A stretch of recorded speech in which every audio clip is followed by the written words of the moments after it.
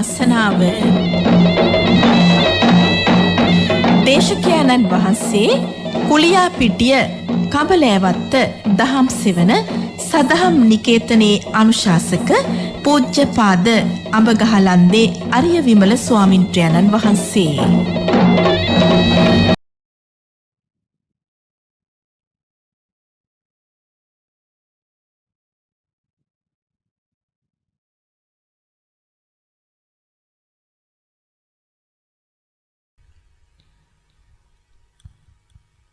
समन्त चक्रवालेषु अत्र गच्छन्तु देवता सद्धम्मं मुनिराजस्य सुनन्तु सग्गमुक्तं धम्मश्रवण कालो अयं बदन्ता धम्मश्रवण कालो अयं बदन्ता धम्मश्रवण कालो अयं भदन्ता तिलोक बुदु पिया देसुवन असन्नट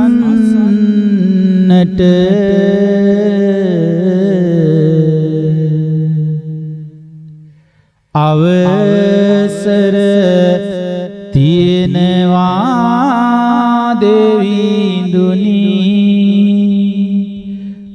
වඩින්නට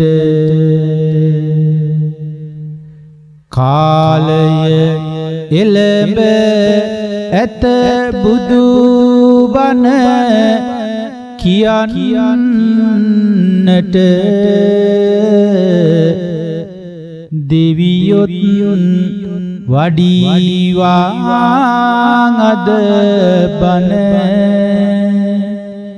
අසන්නට දෙවියොත් වඩීවා අද බණ අසන්නට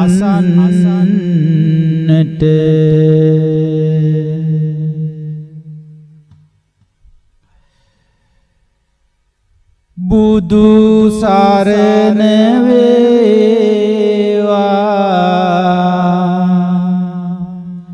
සඳහම් සරණ වේවා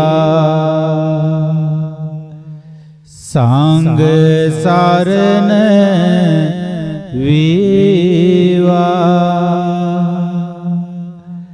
මිතුම් සරණින් ජයම වේවා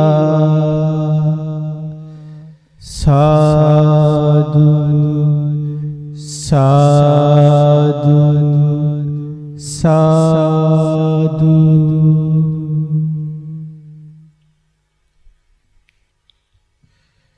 සද්ධාවන්ත වාසනාවන්ත ගුණගරුක පින්වතුනි අද නිකිණි මාසයේ පුර පසළොස්වක පොහෝ දවස උදෑසන පෙහෙවත් සමාදන් වීමට හැකියාව ලද පිරිස තම නිවෙස්වල සිට හෝ ඒ උතුම් සීලයේ අධිෂ්ඨාන කරගෙන අද දවස බ්‍රහ්මචාරීව ගෙවමින්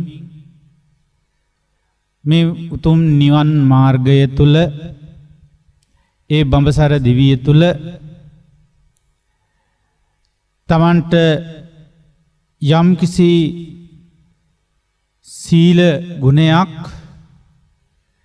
තමන්ගේ ජීවිතය තුල ප්‍රතිස්ථාපනය කර ගැනීම උදෙසා සීලයක් ස්ථාපිත කර ගැනීම උදෙසා වීරියක් ආරම්භලා තියෙනවා. මොකද අපිට මේ පවතින වාතාවරණය තුල කවම කවදා හරි පන්සල් යන්ට ලැබිලා ඒ පන්සලේ සිල් සමාදන් වෙන්න ලැබිලා අපේ මේ ධර්මානුකූල ගමන යන්ට අපි බලාගෙන හිටියොත් අපේ සිල් ගැනීම සිද්ධ වෙන්නේ පන්සලේ විතරයි කියන තැනකට යන්න අපිට සිද්ධ වෙනවනේ එතකොට. ඒ කියන්නේ සීලය තියෙන්නේ පන්සලේ. අපි පන්සලෙන් එන්නේ ඒ සිල් මුදවලා. ඒ නිසා ආයේ සිල් ගන්න ඕන නම් දවසක ඒ පන්සලේ පොයේ දවසක සිල් දින දවසක ගිහිලා සිල් ගන්න ඕන. ඒ ඇරෙන්න අපිට උසස් සීලයක් නැහැ. අනේ අපිට සිල් ගන්නවත් දවසක් නැහැ කියලා ගෙවල් වල ඉඳගෙන මැසිවිලි නගන පිරිසකුත් සිටින්න පුළුවන්. හැබැයි අද වෙනකොට වාතාවරණය ඊට වඩා බොහෝ සෙයින් වෙනස් වෙච්ච යුගයක්. ගොඩාක් මිනිස්සුયો ගොඩාක් බෞද්ධ පිරිස් අද වෙනකොට දැනුවත් වෙලා ඉන්නවා.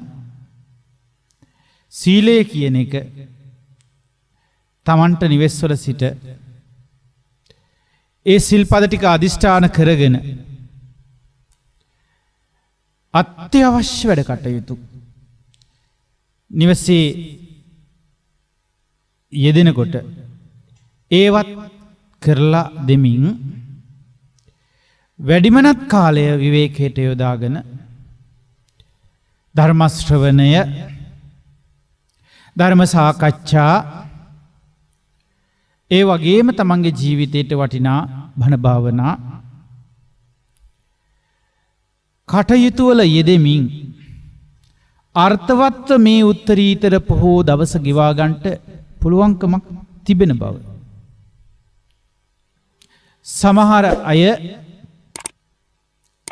ඒ වැටහීම තුල පොහෝ දවසක්ම එනකම් බලාගෙන ඉන්නේ නැහැ. ජීවිතේ බොහෝ කාලයක් විවිධ දුක්ඛම් කටළු වලට මුහුණ දුන්නු අය ජීවිතයේ අවසාන කාලයේදීවත් සීලවන්ත ගුණවන්ත ජීවිතයක් වැඩි වශයෙන් ප්‍රගුණ කළ යුතුයි කියලා අදහසින් සමහර අය මාසයේ බොහෝ දිනට අමතරව තවත් බොහෝ දින වල හැකි පමණින් පංච සීලයට එහායින් පිහිටි උසස් සීල සමාදන් වෙලා ඒ සීලය තුල තමන්ගේ අධ්‍යාත්මික ශක්තිය වර්ධනය කර ගැනීමේ අභ්‍යාසයන්ගේ නිරත වෙන බවක් දැන් අපිට රහසක් නෙවෙයි.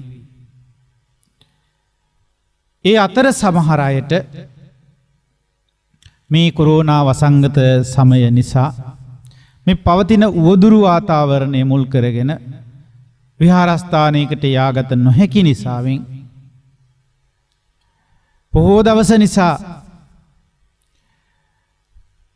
අපිට සුපුරුදු විදිහට වැඩ කටයුතු කරන්නටත් හිත ඉඩ නොදෙන නිසාවෙන් එදාට අපි ගෙදර ඉඳගෙන සිල් සමාදම් වෙලා සිල් අධිෂ්ඨාන කරගෙන සිටිනවා විය හැකි. එක් කෙසේ වෙතත් මේ සෑම දිනාටම වටිනවා කියන ධර්ම දේශනාවන් ශ්‍රවණය කරමින් ඒ ධර්ම දේශනාවන්ගේ ආශ්‍රය නිශ්‍රය ලැබමින් තමන්ගේ ජීවිතය අර්ථවත් කරගන්නට වෙහෙසෙනවා වෙන්න පුළුවන් ඔබ හැමදෙනාම. එනිසා අද දවසේ මා කල්පනා කළා ඔබට ඊතා වටිනා වැදගත් දහම් කරුණු කිහිපයක් සමග අපේ ධර්ම දේශනාව සිදු කරමින් ඒ වටිනා දහම් කරුණු කිහිපය මුල් කරගෙන අපේ සිල්වත් ගුණවත් ජීවිතය අර්ථවත් කරගන්නට පුංචි දහම් කතිකාවතක යෙදෙන්නට මේ පුංචි කාල පරිච්ඡේදය ගත කරන එක හොඳයි කියා මා අදහස් කළා. ඒ නිසා පින්වතුනි අපි දැන් බොහෝ කාලයක් සිල් සමාදන් වෙනවා. සිල් සමාදන් වෙනකොටත් ඒ සීලයෙත් එක් එක් ආකාරයේ ප්‍රභේද තියෙනවා. ඉතින් අපි මූලිකවම එදිනෙදා දෛනික ජීවිතයේ අපි සමාදන් වෙන සීලයක් තියෙනවා. ඒ තමයි පංචශීලය. පංචශීල ප්‍රතිපදාව තුල අපි අපේ ජීවිතය එදිනෙදා ගත කරමින් යම් කිසි රැකවරණයක් පිණිස අවශ්‍ය හැසිරීමක් සිදු කරනවා. ඊට අමතර වශයෙන් ඒ පංචශීල ප්‍රතිපදාවට වඩා ටිකක් උසස් මට්ටමකින් අපිට සිල් අධිෂ්ඨාන කරගන්න පුළුවන් වෙන දවස්වලදී අපි මේ උදාහරණයකට මේ පොහෝ දින වගේ දවස්වලදී අෂ්ටාංග උපෝසත සීලයක් සමාදන් වෙලා ඒ උපෝසත සීලය තුල තමන්ගේ අධ්‍යාත්මික ශක්තිය වර්ධනය කිරීමේ තව ඊට එකතු කරගත්ත හැකි සමගාමී අභ්‍යාස රටාවන් වලට උදාහරණයකට ධර්ම ශ්‍රවණය, ඒ වගේම ධර්ම සාකච්ඡා කිරීම, ඒ වගේම තමන්ගේ පොතපත පරිශීලනය කරමින් දහම් අධ්‍යාපනය නැත්නම් දහම් දැනුම වර්ධනය කර ගැනීම, ඒ වගේම දාන පින්කම් වලට සම්බන්ධ වීම, තවත් නොයෙකුත් දේ අතර බණ භාවනා ආදී දේවල් වලටත් යෙදෙන පිරිස් ඉන්නවා. ඉතින් මේ කටයුතුත් එක්ක සමගාමීව තමන්ගේ මේ සීල ගුණය දියුණු කරගන්නට උත්සාහ කරන අයට තමන්නේ රකින්න සිල්පද පිළිබඳව, තමන්ගේ ආරක්ෂා කරන සීලය පිළිබඳව තමා දන්නා ප්‍රමාණය, තමා දන්නා විදිය පිළිබඳව විමසිලිමත් වීම වටිනවා. අවුරුදු සමහර අය ඉන්නවා අවුරුදු මේ වන විට 50 60ක් තමන් සිල් සමාදන් වීමේ යෙදෙනවා. හැබැයි සීලය පිළිබඳව වචන 4-5ක් එකතු කරලා පුංචි අදහසක් ප්‍රකාශ කරන්නට කියලා කීවොත් ඒගොල්ලෝ කියන්නේ මං ඉතින් දැන් අවුරුදු 50ක් තිස්සේ සිල් ගන්නවා. ඉතින් හොඳයි සිල් ගන්න එක හොඳයි කියලා සීලය ලොකු අදහසක් දෙන්න දන්නේ නැහැ. සීලේ පිළිබඳව Taman දරන ආකල්පය මොකද්ද කියලා ඇහුවොත් ලොකු ආකල්ප සම්පත්තියක් නැහැ. එතකොට ඒ සිල් ගත්තේ කවර පදනමක් මත පිහිටලාද කියලත් ඒ තරම් ලොකු වැටහීමක් නැහැ. පොහොය කියන්නේ දැන් සිල් ගන්න ඕන දවසනේ. ඒ නිසා අපි සිල් ගන්නවා. ඒ සිල් ගැනීම කොහොමද කරන්නේ? ඉතින් හාමුදුරුවෝ කියවනවා, අපිත් කියවනවා වැඳගෙන. එතකොට හාමුදුරුවෝ කියවන දේ අපි වැඳගෙන කියෙව්වහම අපිට සිල් පිහිටනවා. ඒ විදිහට සිල් ගත්තට පස්සේ ඉතින් හැන්දෑව වෙනකන් අපි ඒවා ටිකත් එක්ක ඉන්නවා. ඉඳලා අවසට සිල් මුදවලා ගෙදර යනවා. ඉතින් මෙහෙම දේවල් තමයි අපි කළේ කියලා සාකච්ඡාවට ගන්න පුළුවන්. ඒ සීලය පිළිබඳව වඩාත් ගවේෂණාත්මක විදිහට, ඒ කියන්නේ දැන් ගවේෂණාත්මක කියවහම මේ අදහස් දෙපැත්තකට යොමු වෙන්න පුළුවන්. එකක් තමයි පොතපත පරිශීලනය කරමින් කරුණු කාරණා වශයෙන් දැන ඉගෙන ගනිමින් ගවේෂණයක් කරන්න පුළුවන්. සීලය කොයි කොයි විදිහටද මේ පොතපතෙහි සඳහන් වෙන්නේ? දහම් පොතේ බණ පොතේ සඳහන් වෙන්නේ කවර ආකාරයකින්ද සීලය? ඒ වගේම අනිත් පැතිකඩ තමයි සීලය කියන එක ජීවිතය තුල වර්ධනය වීම කෙසේ වෙන්නේද? ජීවිතය සමග සීලය සම්බන්ධ කර ගැනීමේදී ඒ සීලමය පසුබිම තුල අපි අත්දකින්න දේ කුමක්ද? කවර ආකාරයක්ද එකට තියෙන්නේ කියන කාරණා පිළිබඳ ගවේෂණය. ඒකට ගවේෂණයේ ආකාර දෙකයි. ඒ දෙකම අපිට කරන්ට වෙනවා. ඒ නිසා පින්වතුනි අද දවසේ මා අදහස් කළා මේ සීලය පිළිබඳව ටිකක් කතා බස් කරන්නට. ආරම්භක වශයෙන් අපි මේ සීලය ගැන යම් යම් කතා බහක නිරත වෙලා තියෙනවා. අපි තව ටිකක් ගැඹුරට මොකද්ද මේ සීලය කියන්නේ කියලා විමසලිමත් වීමකට මඟ පෙන්වීමක් හැටියට මේ ධර්ම දේශනාවේ මේ ධර්ම සාකච්ඡා කටයුතු ටිකේදී මා සීලය එක්ක ටිකක් සාකච්ඡාවට යොමු වෙනවා. සද්ධාවන්ත පින්වතුනි, සීලය පිළිබඳව අපි මේ විදිහේ විමසීමක් කරමු. කිං සීලන්ති, මොකක්ද මේ සීලය කියන්නේ? එහිදී දහම් පොතපතේ සඳහන් වෙනවා සීලය කියන්නේ මෙන්න මේ විදිහට. පානාති පාතාදීහිවා විරමන්තස්ස වත්ත පටිවත්තං වා පූරෙන්තස්ස චේතනාදයෝ ධම්මා සීලන්ති. පැහැදිලි නෑ නේද? ඔව්, අපි එහෙම සීල් ගැන අහලා නැහැ. එච්චර මේ පොතපතේ කොහොම තියෙනවද අපිට වැදගත්ුනේත් නැහැ මෙච්චර කාල. හරියටම බුද්ධ දේශනාවන් තුල සීලය කොහොම තියෙනවද කියලා වැඩි හොයන්න ගියෙත් නැහැ. අපි සිල් හින්දා අපි පාඩුවේ හිටියා. අපිට ওই වැඩි විස්තර ඕනේ, අපි සිල් අරගෙන පාඩුවේ ඉන්නවා. එහෙම තමයි අපේ අදහස් තියෙන්නේ. අපි කොහොමද සිල්පද රැකගෙන ඉන්නවා, මේ අපිට ওই වැඩි විස්තර, වැඩි පිංකම්, වැඩි කුසල් ඕනේ නැන්නේ කියන කොටස වැඩි. එහෙම කිව්වේ නැතත් සමහර අයගේ ආකල්පය එසේමයි. එනිසා ඔබ හිටිය සීලේ, ඔබ පිහිටි සීලේ ඒ විදිහට හිටියා මිසක ඒ සීලය තුල අභිවර්ධනයක් කරගන්න බැරි වුණා. ධර්මඥානමය වශයෙන්ුත් සීලය සම්බන්ධ දැනුම හරි අඩුයි. ඒ සුතමේ ඥානමය වශයෙන් ඊළඟට ප්‍රත්‍යක්ෂමේ ඥානයේ වශයෙන්ුත් සීලය සම්බන්ධයෙන් ප්‍රත්‍යක්ෂ කරගත්තා වූ ඥාන ශක්තිය අඩුයි. ඉතින් ඒ නිසා අපි යම් ප්‍රවණතාවයක් ඇති වේවා සීලය පිළිබඳව මෙතුවක් කාලයක් දරාගෙන සිටි සීලය කඩා බිඳ ගන්නට නෙවෙයි මා මේ කියන්නේ. ඒක වැරදි කියන්න නෙවෙයි. ඒක අර්ථවත් අය ඉන්න පුළුවන් මේ කියන දේත් එක්ක. නමුත් අපි විස්තරාත්මකව දැනගෙන සිටිය යුතුයි.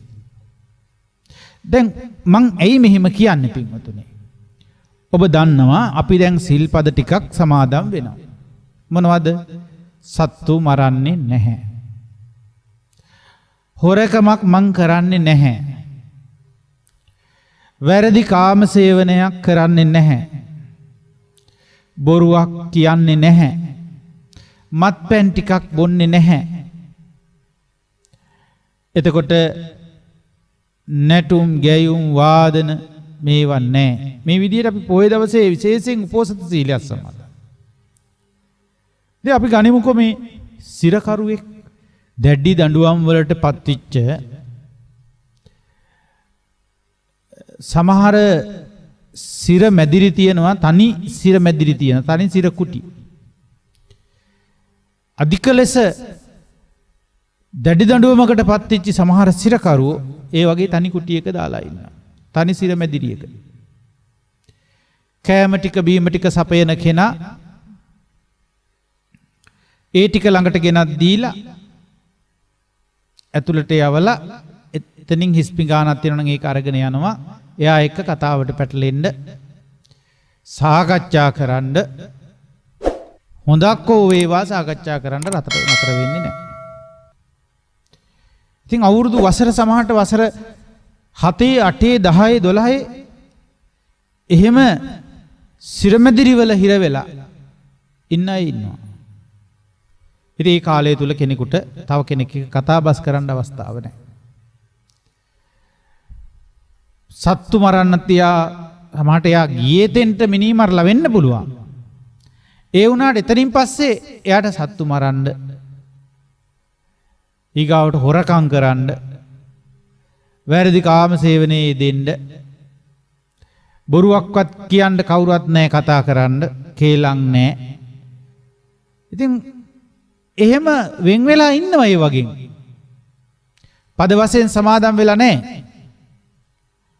ඒ වුණාට ඒ වගේ වෙන් වෙලා ඉඳලා අවුරුදු 7කට 8කට පස්සේ හිරගෙදරින් නිදහස් වෙලා එනකොට ඒ ගමේ මිනිස්සු ලෑස්තිද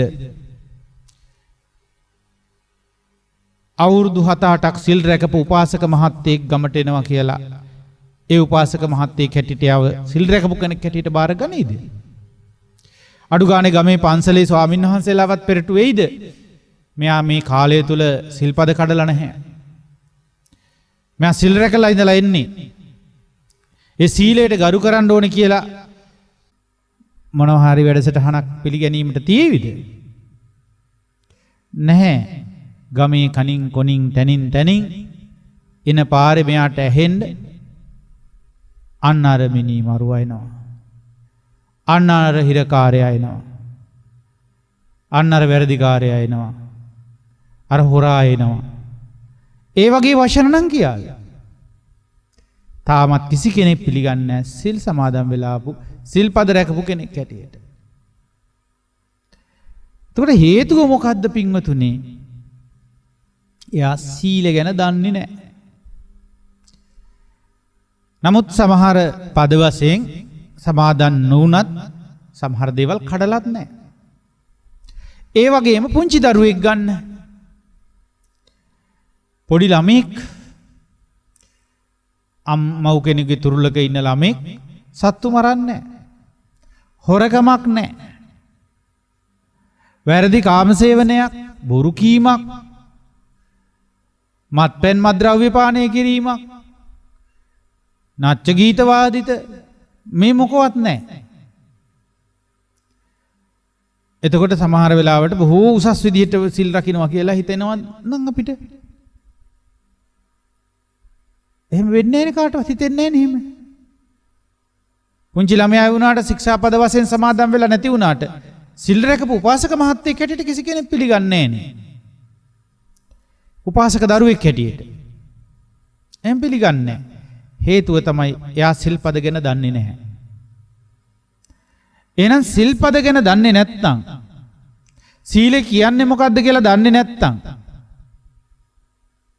ආමුද්‍රෝ කියනට වාක්‍ය ටික කිව්ව නිසාවෙන් ආරක්ෂා කළා කියලා එහෙම ලොකු සීලයක් එයා තුල පිහිටන්නේ නැහැ. සීලය ගැන දැනගන්න ඕන. දැනගෙන සීලයෙන් සිදුවෙන්නේ මොකක්ද කියලා දැනගෙන දැකගෙන මේ ගමන යන්න ඕන.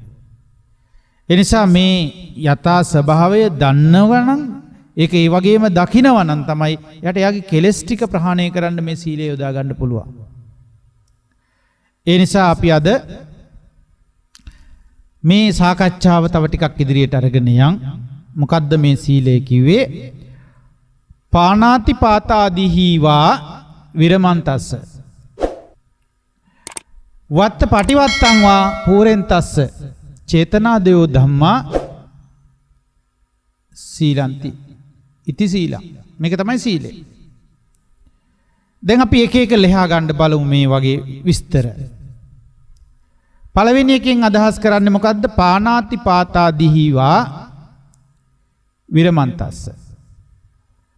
ඔබ දන්න පානාති පාතා කියන්නේ පළවෙනි ශික්ෂාපදේ මේ කියන්නේ. මේ ප්‍රාණඝාතාදී මේ ශික්ෂාපදවලදී මේ ප්‍රාණඝාතාදීන් වැළකෙන්නෙකුගේ විරමන්තස්ස කියලා කියන්නේ වැළකෙන්නෙකුගේ පාණාතිපාතාදී කියලා කීවහම අපි ඒක විස්තර කරගන්න ඕනේ. ඒකේ අද සරල අදහස තමයි කිව්වේ ප්‍රාණඝාතාදීන් වැළකෙන්නෙකුගේ කියන අදහස එකේ තියෙන්නේ.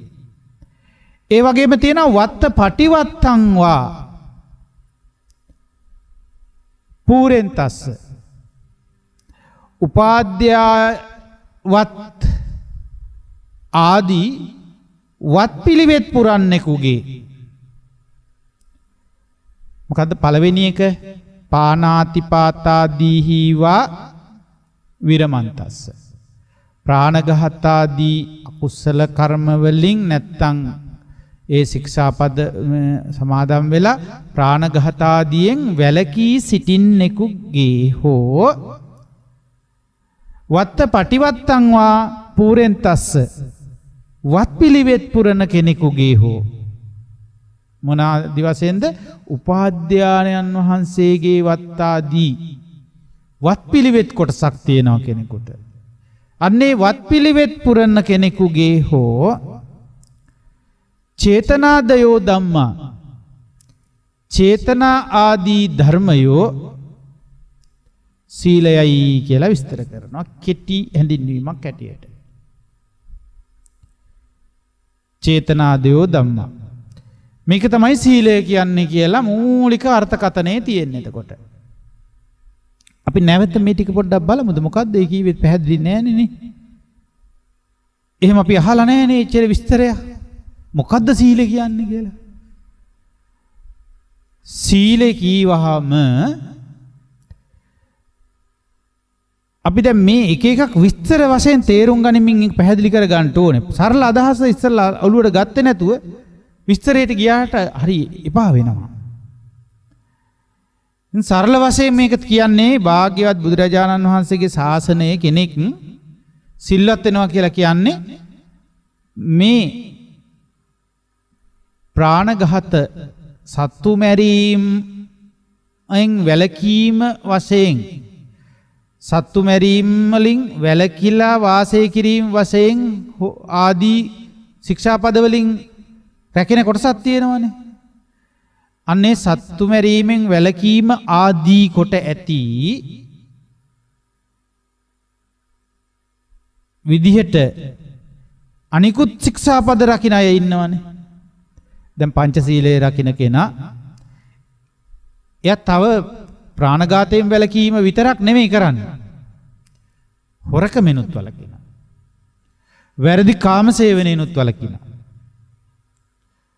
ඒ වගේම බොරු කීමෙන් වළකිනවා.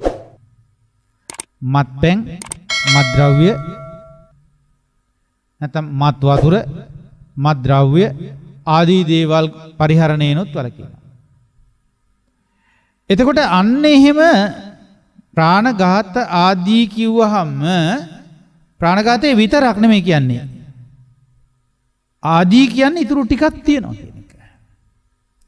ප්‍රාණඝාතය ආදී කොට ඇති ඒ දුසිරිත් වලින් වැළකෙන්නෙකුගේ චේතනාව ගැන කියනවා මෙතන. එහෙම වැළකෙන්නෙකුගේ හෝ එහෙම නැත්නම් වත්පිළිවෙත් පුරන අය ඉන්නවා. ගිහි සමාජයේත් වත්පිළිවෙත් පුරන්න තියෙනවා. පැවිදි සමාජය තුලත් වත්පිළිවෙත් පුරන්න තියෙනවා. ඒතර පැවිදි ජීවිතයක් තුල මේකට උදාහරණ වශයෙන් අරගන්නේ අපි උපාධ්‍යානන් වහන්සේලා ඉන්නේ පැවිද්ද පිහිටුවා ගැනීමේදී. එතකොට උපාධ්‍යයන් වහන්සේට විතරක් නෙමෙයි වත් පුරන් මේ අපි ඊටු කරන්න ඕනේ. අපිට වතක් පැවරෙනවා. කරන්න වැඩපිළිවෙලක් පැවරෙනවා. එතකොට මේ වත අපි ඒ විදිහටම ඉෂ්ට කරනවා. පිළිවෙලට ඒ වැඩපිළිවෙල සිදු කරලා දෙනවා. උපස්ථාන කිරීම. අවශ්‍ය කරන දේවල් ළඟට හදලා දෙන එක. එතකොට ඒ විදිහට උපාධ්‍යානන් වහන්සේට සලකන්න ඕනේ. එතකොට ඒවා වතකට සම්බන්ධ කරලා තියෙනවා බුදුරජාණන් වහන්සේ බුද්ධ ධර්මයේ තියෙන විනය පිටකයේ තුල සංග්‍රහ කරලා තියෙනවා ඒවා. වත්තක්ඛන්දය කියලා. ඒතර ඒවයි සඳහන් වෙනවා මේ එක එක්කිනා කරන්න ඕනේ වත මොකද්ද කියලා. වත කියලා කියන්නේ වතත් එක්ක එන පිළිවෙතක් තියෙනවා. වත් පිළිවෙත් කියලා අපි කියන්නේ ඒකට. ඒ වත් පිළිවෙත් පුරන කෙනෙකුගේ හෝ අර ශික්ෂාපද රකිමින් දුසිරිත් වලින් වැළකෙන කෙනෙකුගේ හෝ චේතනාවක් තියෙනවනේ. අන්නේ චේතනාවත් එක්ක තව ධර්ම ටිකක් හැදෙනවා මෙයාගේ. චේතනාවත් එක්ක පසුපසින් එකට එන තව ධර්ම ටිකක් කොටාසයක් තියෙනවා. ඒ වගේ මොන ධර්ම කොටාසද කියලා අපි විස්තර කරගත යුතුයි. ඒ චේතනාව ආදී කොට ඇති ඉතිරි ධර්ම කොටසක් තියෙනවා. අන්නේ ධර්ම කොටස් ටිකට තමයි සීලය කියලා කියන්නේ. මූලික වශයෙන් චේතනාව. දැන් අපි එහෙනම් මූලික වශයෙන් චේතනාව කියලා කියනකොට ඒ චේතනාවම කර්මයක්සේ බුදුරජාණන් වහන්සේ දේශනා කරනවානේ. චේතනාහම් භික්ඛවේ කම්මං වදාමි. එයි දැන් බලන්නකෝ වත් පිළිවෙත් පුරන කෙනාගේ ඒ වගේම දුසිරිත් වලින් වැළකෙන කෙනාගේ චේතනාත්මක සම්බන්ධතාවය තුල තමයි සීලය කියන එක අර්ථ දැක්වෙන්නේ. දැන් ඔබට පැහැදිලිද කයෙත් වචනයේත් සංවරය සීලයයි කියලා ඉගෙන ගත්ත අයත් මෙතන ඉන්නවා. ඒක ඒ තරම් ලොකු සම්පූර්ණ උත්තරයක් නෙවෙයි හැබැයි. මා දැන් කලින් වැඩිපුර ප්‍රශ්න කරා නම් ඔබෙන්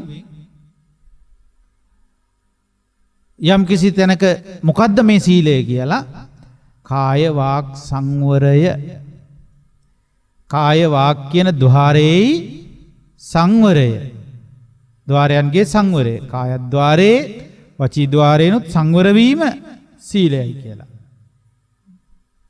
කාය වචී දුස්චරිතයන්ට යන්න නොදී ඒවා සංවර කර ගැනීමේ අර්ථයෙන් සීලය කියනවා. එතකොට ඔබ කියන්නේ සංවර වීමේ අර්ථයෙන් එතන සීලයක් ගැන කතා කරනවා. එතකොට ඒක විස්තර කරන්න පුළුවන් වෙන්නේ සංවරට්ඨේන සීලං. සංවර වීමේ අර්ථයකින් ඔබ සීලය ගැන කියන්නේ. නමුත් අපි මේ විස්ග්‍රහය ගෙනියන්න ඕනේ සීලේ පරිපූර්ණ අර්ථයකට. එතනදී සීලේ පරිපූර්ණ. දැන් එහෙමනම් කාය වාක් දෙකෙන් සංවර වීම අර පුංචි දරුවා කරනවා. කාය වාක් දෙකෙන් සංවර වීම සිරමැදිරියක් ඇතුලේ තනියම තැනක සිර කුටියක සිරබත් කන කෙනා අතින් සිද්ධ වෙනවා.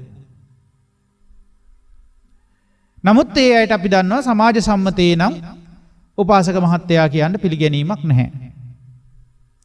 මේ අයට ලොකු ශික්ෂාපද පිළිබඳ අවබෝධයක් තිබුණේ නැහැ. නමුත් ඒගොල්ලෝ එහෙම පිළිගන්නෙත් නැහැ.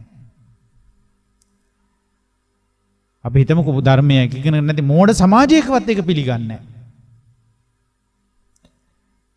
ඒ නිසා මේ ඒ සම්මත වෙන්නේ නැහැ මේ සමස්ත සමාජය තුල.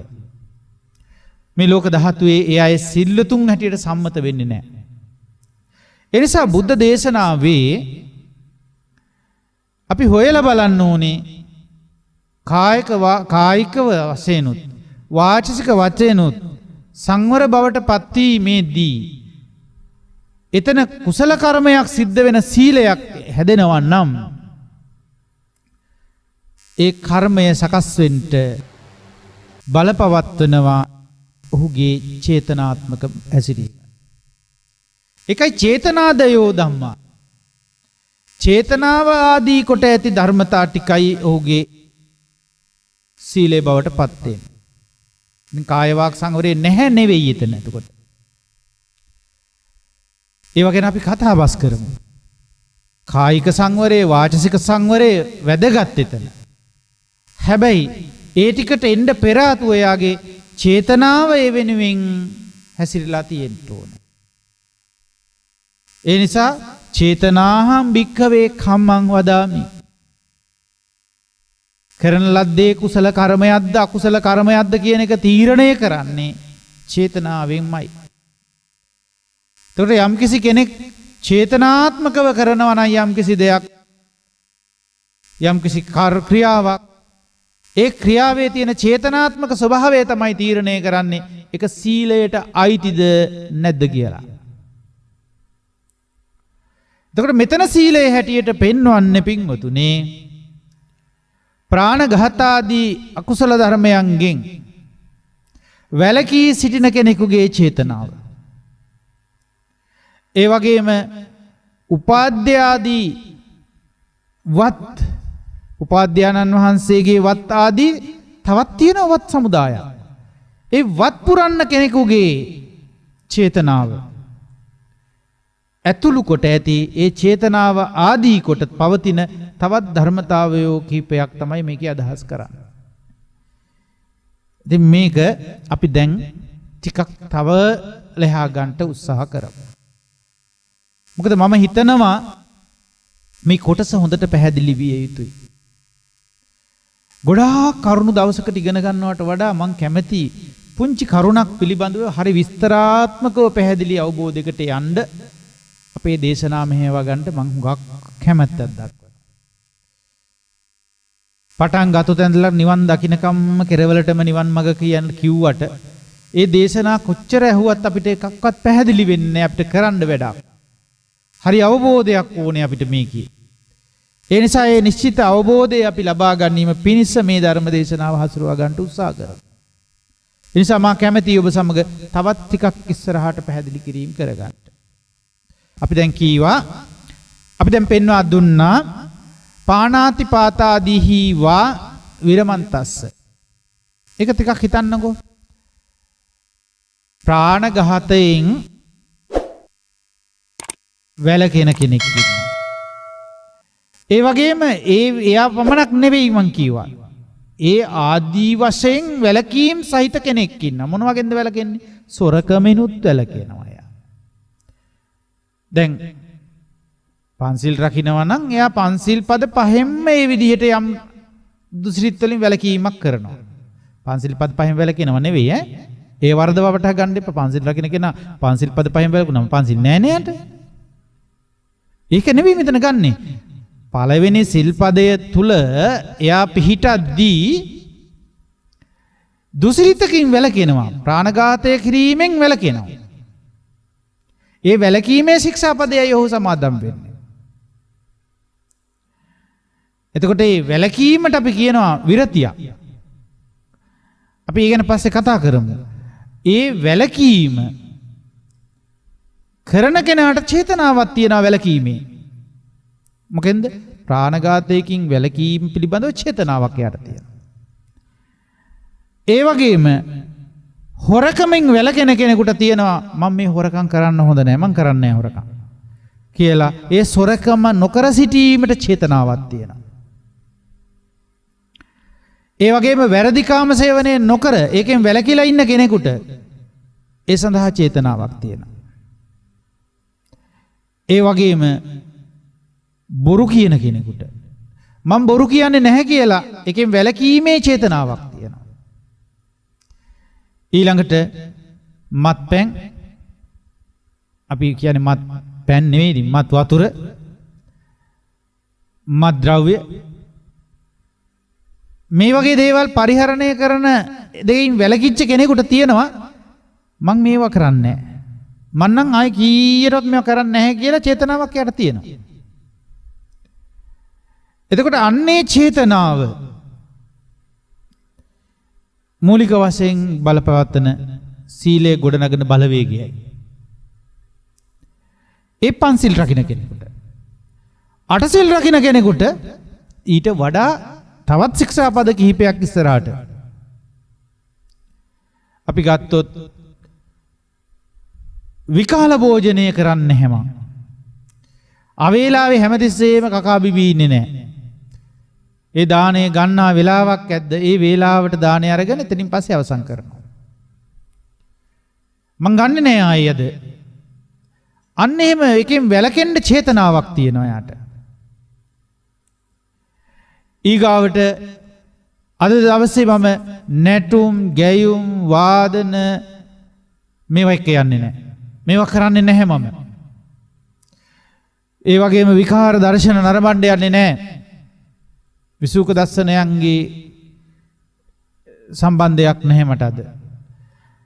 ඒ වගේම මල් සුවඳ විලවුන් දැරීම, එතකොට සුවඳ ආලේපන වර්ග ඇඟ ඉලීම මේවා කරන්නේ නැහැ අද.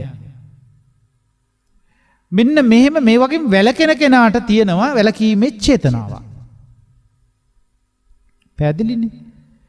අන්නේ විශේෂ කොට ඒ වැළකීමේ චේතනාව තුලින් තමයි මේ සීලය ආරම්භ වෙන්නේ. පැහැදිලි ඇති මං හිතන්නේ පින්වතුනි, එයා එතකොට අටසීලය තුල උස්සාසන මහාසන පරිහරණය කරන්නේ නෑ අද. එතකොට ඒක එයාගේ සීලයක්. ඇයි සීලයක් කියන්නේ? එයාට එහෙම කරන්නේ නැහැ කියලා චේතනාවෙන් ආරම්භිච්ච වැඩක් තියෙනවා. ඒ වගේම සමහර අය දස සීලයට යනකොට රන් රිදී මුතුමැණික් මේ වගේ දේවල් මම බද්ද පෞසේ පරිහරණය කරන්නේ නැහැ කියලා අදිෂ්ඨාන කරනවා.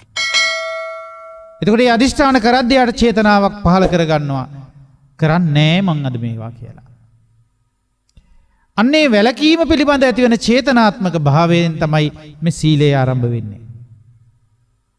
ඒ කියන්නේ චේතනාහම් භික්කවේ කම්මං වදාමි කිව්වේ. එතකොට ඒ විදිහට සීලය ආරම්භ කරන්න චේතනාත්මක පදනමක් හැදෙන්න ඕනේ මේකේ. එතකොට ඒ චේතනාත්මක පදනම හැදෙන්නේ නැති කෙනෙක් මේ සිල්පද ටික රැක්කා කියලා එයාට සීලය ගණයට ඒක අර්ථ ගන්නන්න බැරුව යනවා. එහෙනම් ඉතින් මිනිස්සු හැමදාම සත්තු මරන්නේ නැහනේ. නමුත් එයාට නැහැ මොකද්ද? චේතනාත්මක පදනමක් හැදිලා නැහැ මම මේවා කරන්නේ නැහැ කියලා. අවස්ථාව ආවොත් කරනවනේ කියන්නේ. නැත්තම් ඔය හැම මොහොතකම හැම වෙලාවෙම සත්තු මර ඉන්නවද කවුරුත්? හැම වෙලාවෙම හොරකම්ම කර ඉන්නවද කෙනෙක්? හොරකම් කරන මිනිස්සයවත් එහෙම නැහැ. හැබැයි අවස්ථාව වෙනකොට ඒක කරනවා. මොකද පදනමක් නැහැ චේතනාත්මකව මම මේකෙන් වළකින කෙනෙක් කියලා. ඒ නිසා එහෙම වළකින අයගේ ඒ චේතනාත්මක පදනම ඇතුළුව තවත් ධර්මතා කිහිපයක් මේකේ පෙන්වා දෙනවා. ඒ වගේම මේකේ පෙන්නනවා තව අපි දැන් පංචශීලයේ රකින්නවා නම් පංචශීල් සම්බන්ධයෙන් මේ කතාවේදී දුසිරිත් පහකින් වැළකීම පිළිබඳ චේතනාව ගන්න පුළුවන්.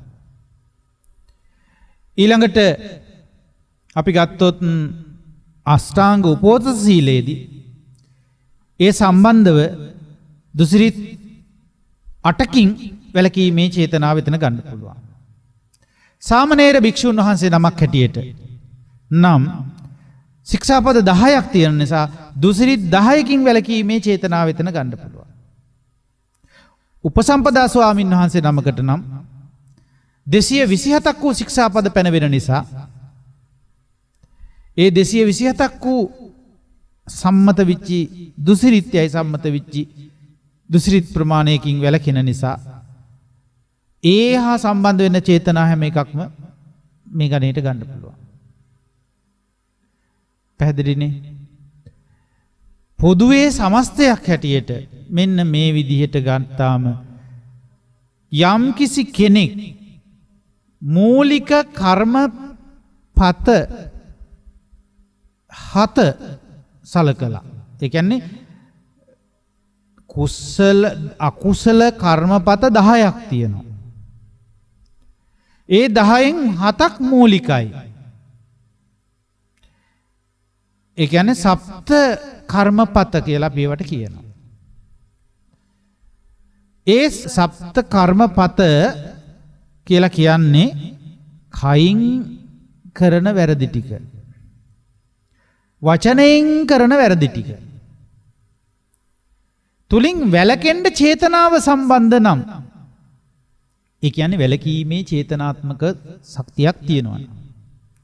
ඒ කියන්නේ වැළකීමේ චේතනාවක් තියෙනවා නම් ඔහුට. අන්නේ චේතනාදිය ඇතුළු මා කියාවේ නැති තව ධර්ම කොටස් ටිකක් තියෙනවා. ඒවා සීලයට අයිති වෙනවා. ඒ නිසා ඒ මොනවද කියලා බලන්න ඕන. දැන් ඊට කලින් අපි කිව්වේ මේ ශික්ෂාපද වලින් වැළකෙන්නෙකුගේ කතාවක් නේද? කවුද පින්වතුනි එහෙම කිව්වේ? ශික්ෂාපද වලින් වැළකෙන්නෙකුගේ චේතනාව කියලා? ඒක දුස්සීල චේතනාවක් නේ. ශික්ෂාපද වලින් වැළකෙන්නක් ගැන කතා කරුවේ නෑනේ. මොන අමතක වෙලා කියවෙනවා එහෙම. අමතක වෙලා නිකන් හිතෙන්නේ ඒ වගේ ශික්ෂාපද ටිකක් කිව්වා ශික්ෂාපද වලින් වැළකෙන අයගේ චේතනාව සීලයයි. ශික්ෂාපද වලින් වැළකෙනකොට කොහොමද ශික්ෂාපද වලින් නෙමෙයි වැළකෙන්නේ. ඊට අනුරූප වූ දුසිරිතකින් වැළකීලා ශික්ෂාපදයේ සමාදම් වෙනවා. ශික්ෂාපදයේ තියෙන්නේ වැළකීමේ ශික්ෂාපදේ කියලාමනේ. සමාදම් වෙන්නේ එතකොට වැළකීමේ ශික්ෂාපදය. උතර ප්‍රාණඝාතයෙන් වැළකීම තමයි ශික්ෂාපදය වෙන්නේ. ප්‍රාණඝාතය තමයි ඒකේ දුසිරිතය වෙන්නේ. ඒ දුස්චරිතයෙන් වැළකීම කියන එක කරන්න චේතනාත්මක සම්බන්ධතාවයක් හදාගත්තු එක. අන්න එතන පවතින චේතනාව ආදී කොට අපි ඒ සිල් රකින්නකොට ඒ අයට වෙන වෙනම චේතනා ටිකකුත් කිව්වා. පොදුවේ අපි කිව්වා දස අකුසල කර්මපත අතරින්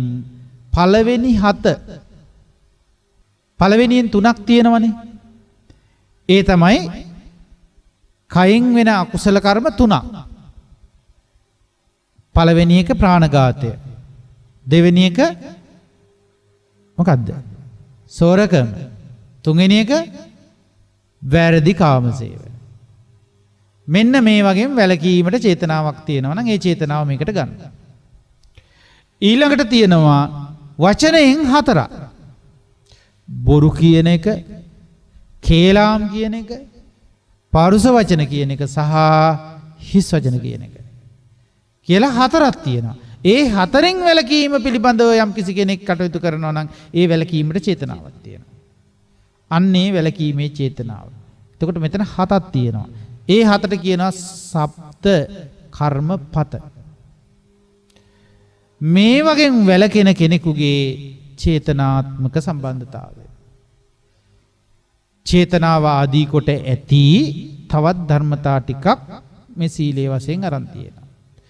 අපි බලමු මොකක්ද චේතනාදයෝ ධම්මා කියන්නේ කියන එක බලන්න ඕනේ.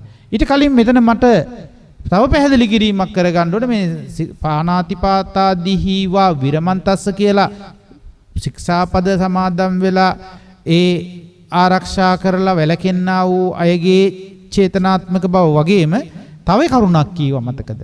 ඒ තමයි වත්ත පටිවත්තං වා පූරෙන්තස්ස කියන කතාවකුත් කිව්වා. ඒ අයගේ චේතනාදයෝ ධම්මා. එතකොට චේතනාදයෝ ධම්මා කියන එක කොටස් දෙකටම අයිති. ඒක අපි සොයලා බලන්න ඕනේ. වත්ත පටිවත්තං වා පූරෙන්තස්ස කියලා කියන්නේ වත් පිළිවෙත් පුරන්නෙකුගේ චේතනාව.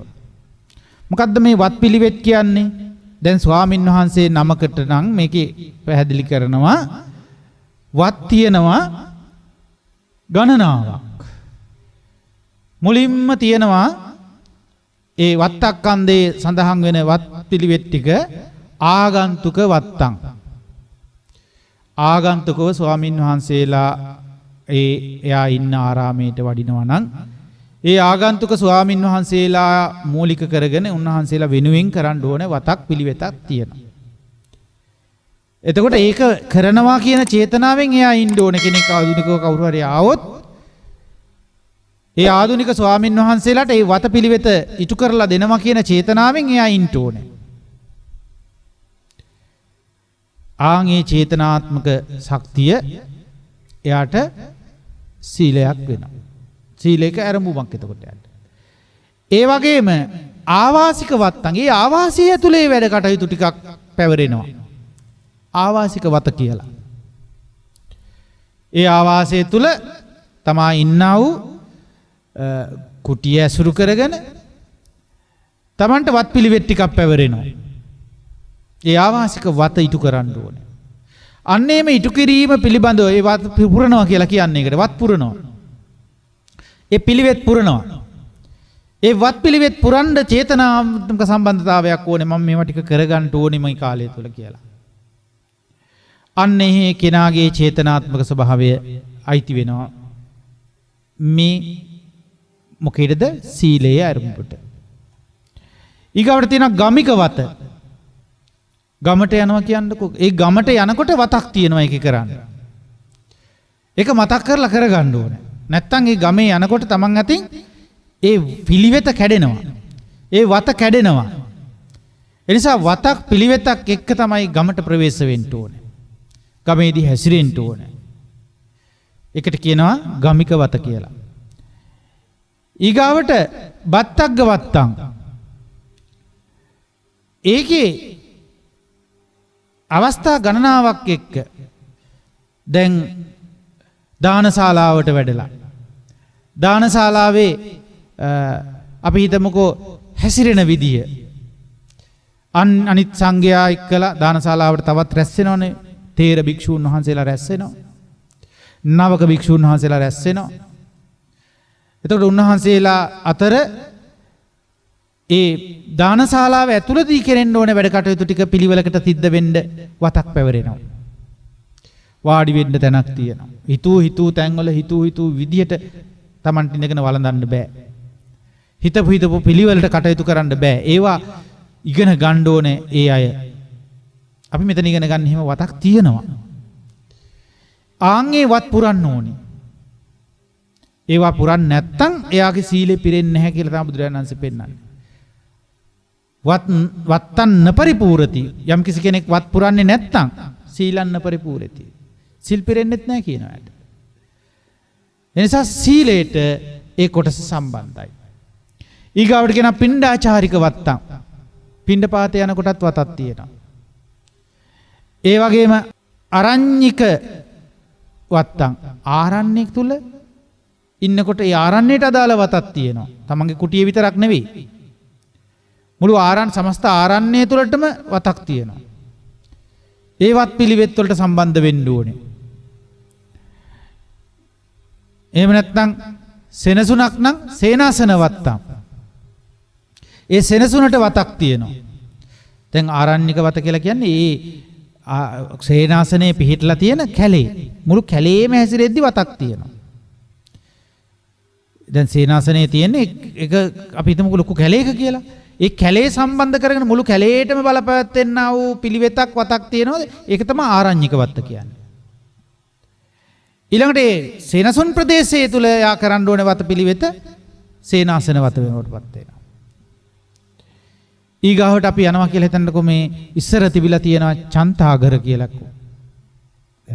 ඒ කියන්නේ ස්වාමින් වහන්සේලාට මේ ශරීරයේ දාන වැළඳීමෙන් පස්සේ ඇතිවෙන මේ අනවශ්‍ය මේද තැම්පත් වීමෙන් ස්වාමින් වහන්සේලාගේ විශාල ස්ථූල භාවයන් හැදිලා බණ භාවනාවක් කරගන්න බැරි විදිහට හැඩිදෙඩි සිරුරු පාලනය කරගත නොහැකි මට්ටමින් අපි ඔය ඇඟපතවල් හැදිලා ආරලා එන ගතියක් තියෙනවා.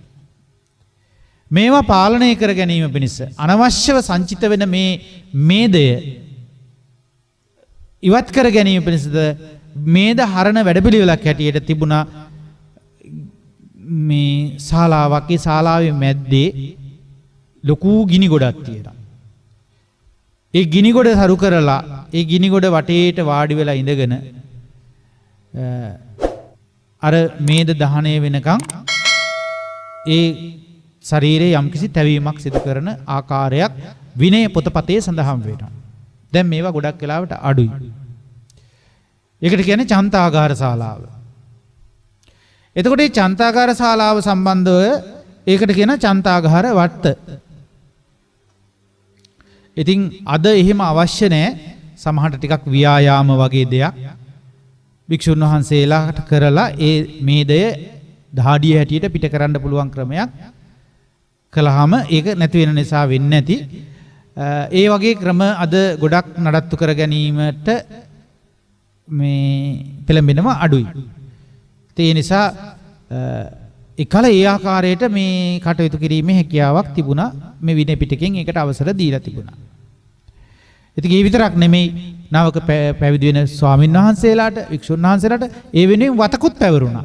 පිළිවෙතකුත් පැවරුණා. ඒ වත පිළිවෙත ඉටු කිරීම, ඒවට අවශ්‍ය දර සපයා ගැනීම, ඒවා ඊට පස්සේ නිවල හදලා තියන එක, මේවා වෙලාවට කලාවට කරන එක, එයා රකින්න සීලයේම කොටසක් ආරම්භ වෙන්නක් වෙනවා. එතකොට ඊළඟට තව අපි හිතුවොත් වච්ච කුටි වත්තම් කියලා කොටසක් තියෙනවා. වැසිකිලි සම්බන්ධයෙන් වතක් තියෙනවා. ඒ ආරණ්‍ය භූමියේ තියෙන, සෙනසුන් භූමියේ තියෙන වැසිකිලි පිළිබඳව වතක් පැවරෙනවා. ඒවා සෝදලා පවිත්‍ර කරලා පිරිසිදු කරලා ඒවයි දුර්ගන්ධයේ වලකන දේවල් පාවිච්චි කරලා නිරන්තරයෙන් හොඳ පිරිසිදු තත්වයකින් පවත්වන්න ඕනේ. ඒ ආරණ්‍ය වාසීව වැඩසන, සෙනසුන් වාසීව වැඩසන සංඝරත්න සංඝරුවන විසින්. එහෙම වුණාම තමයි ඒගොල්ලන්ගේ ඒක කරනවා කියන චේතනාව යට තියෙන්න ඕනේ. ඒ වත් පුරා ගන්නවමම කියලා. ඒ චේතනාව ආදී වූ ධර්ම කොටස් සීලයට අයිති වෙනවා කියලා කියනවා. ඒ වගේම තියෙනවා උපාධ්‍යානන් වහන්සේගේ වත. ඒ කියන්නේ තමන්ව පැවිදි කරන්න තමන්ට සිවුරු පටිය ගැට ගහපු උපාධ්‍යානන් වහන්සේ. දැන් පැවිදි වෙන්න ඉන්න කෙනෙක් නම් තමන් පැවිදි වෙලා උපාධ්‍යානන් වහන්සේට තෝරගන්න ඉන්න ස්වාමින් වහන්සේ වෙනුවෙන් එයා ආරම්භ කරන්න ඕනේ කටයුතු ටික. එතකොට තමන්ගේ පැවිදි ජීවිතේ වගකීම බාර ගන්න එයා. එතකොට දරුවෙකුට තමන්ගේ තාත්තා තමන්ගේ සියලු වගකීම් බාර ගන්නවා වගේ, පීතෘ සෙනෙහසක් ඇති කර ගන්නවා වගේ ඒ පීතෘ රැකවරණය ලැබලා දෙනවා උපාධ්‍යානන් වහන්සේ විසින් ඒ ස්වාමීන් වහන්සේට. එතකොට අන්න ඒක උපාධ්‍යානන් වහන්සේ වෙනුවෙන් කරන්න ඕනේ වත කොටසක් පැවරෙනවා. ඒ වත පුරන්න ඕනේ. ඒ වත් පුරන කෙනාට යම් චේතනාවක් තියෙනවා. ඒ චේතනාවත් එයාගේ සීල කොටසට බැඳෙනවා. ඊළඟට තියෙනවා සද්ධිහාරික වත්තම්.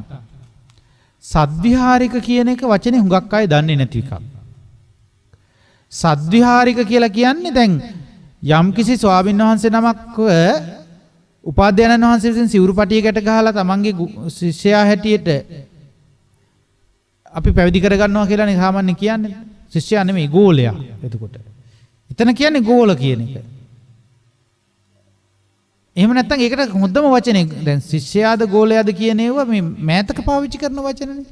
එකල බුද්ධ දේශනාවේ සඳහන් වෙන පරිදි ඒ අයට පාවිච්චි කරලා තියෙන උපාධ්‍යානන් වහන්සේ විසින් තමන් විසින් පැවිද්ද ලබා දුන්නු අයට හඳුන්වපු නාමය තමයි සද්ධිහාරික කියන වචනේ.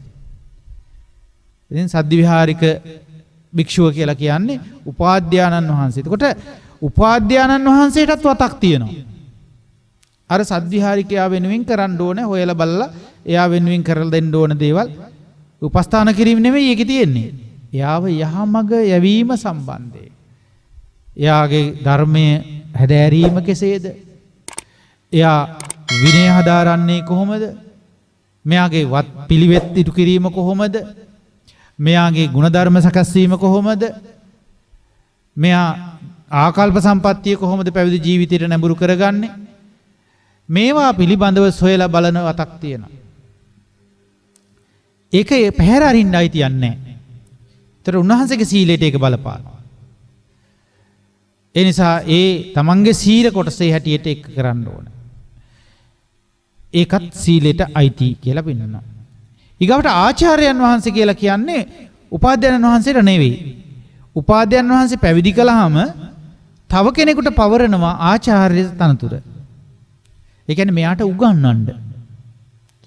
ධර්මයේ උගන්වන්න ඕනේ, විනය උගන්වන්න ඕනේ. තවත් ඒ භික්ෂුන් වහන්සේලා උදෙසා තියෙන යම් ශාස්ත්‍ර ඥානයක් තියෙනවා නම් ඒවා උගන්වන්න ඕනේ.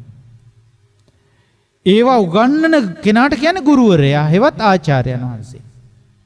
ඒතර උපාධ්‍යානන් වහන්සේ වෙනස්, ආචාර්යයන් වහන්සේ වෙන කෙනෙක්.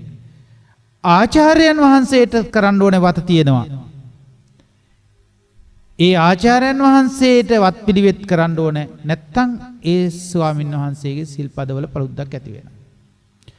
ඊළඟට තියෙනවා ආචාර්යයන් වහන්සේ විසින් තමන් ආචාර්ය තනතුරට පත් වුණ කෙනාට දැන් ආචාර්ය තත්ත්වයට තමපත් උනේ කාව හරි බාර අරගෙනනේ මං හරි උගන්වන්නම් කියලා. ආන් ඒ උගන්වන්න බාරගත්තු කෙනාට කියන්නේ අන්තේවාසිකයා.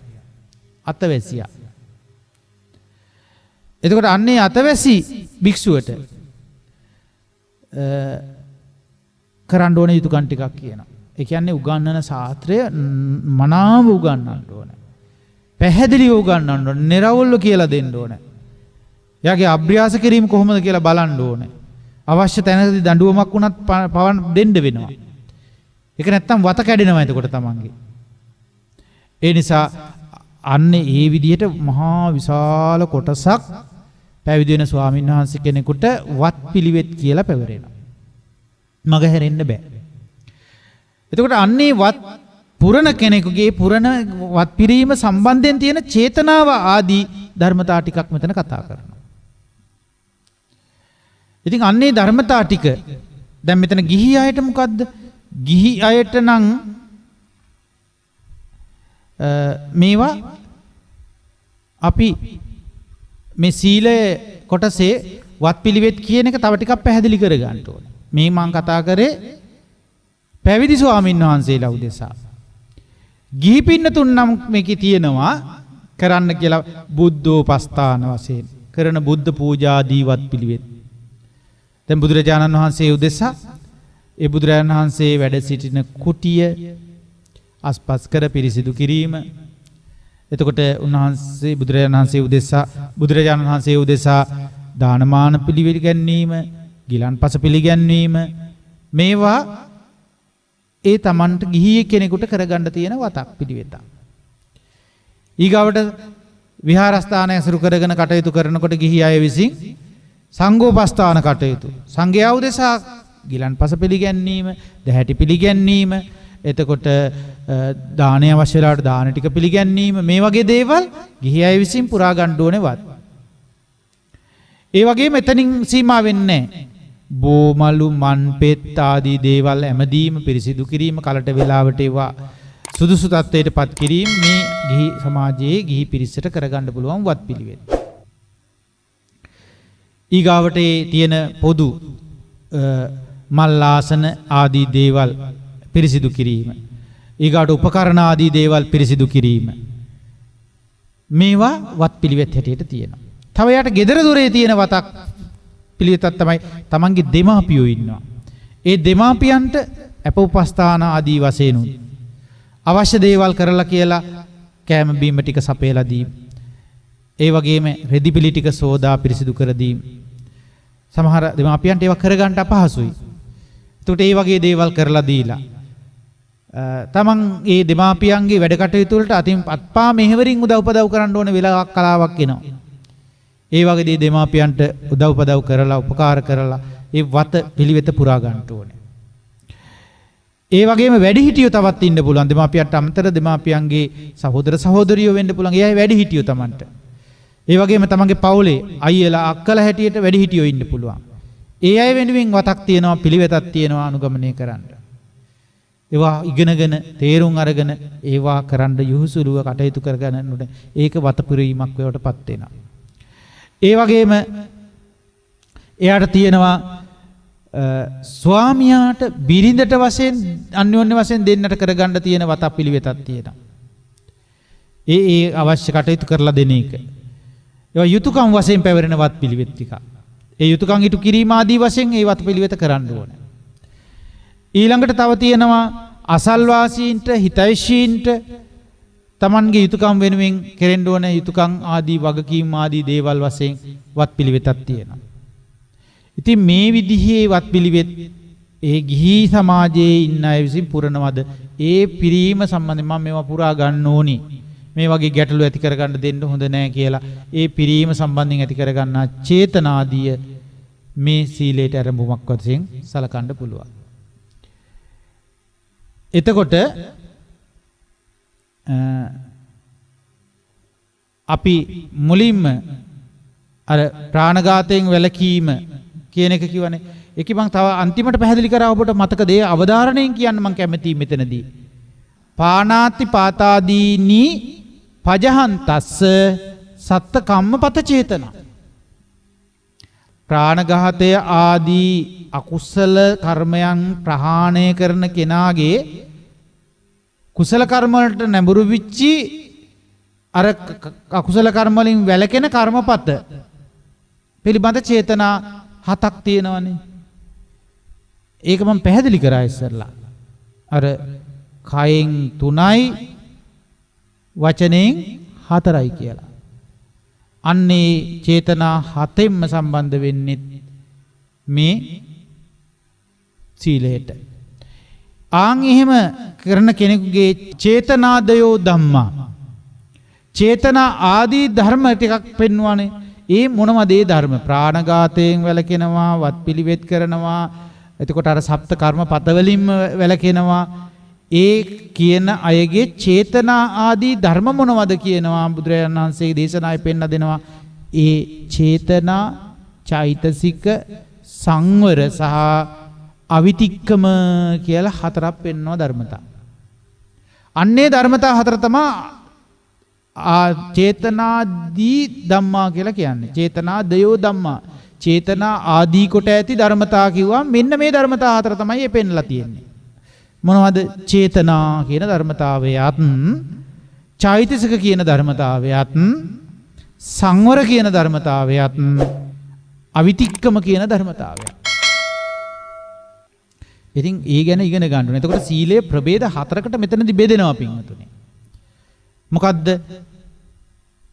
මුල් මට්ටමේ කියන මේ චේතනාව එක්ක හැදෙන සීල කොටසක් තියෙනවා. ඒකට කියන්නේ චේතනා සීල. මොකද්ද?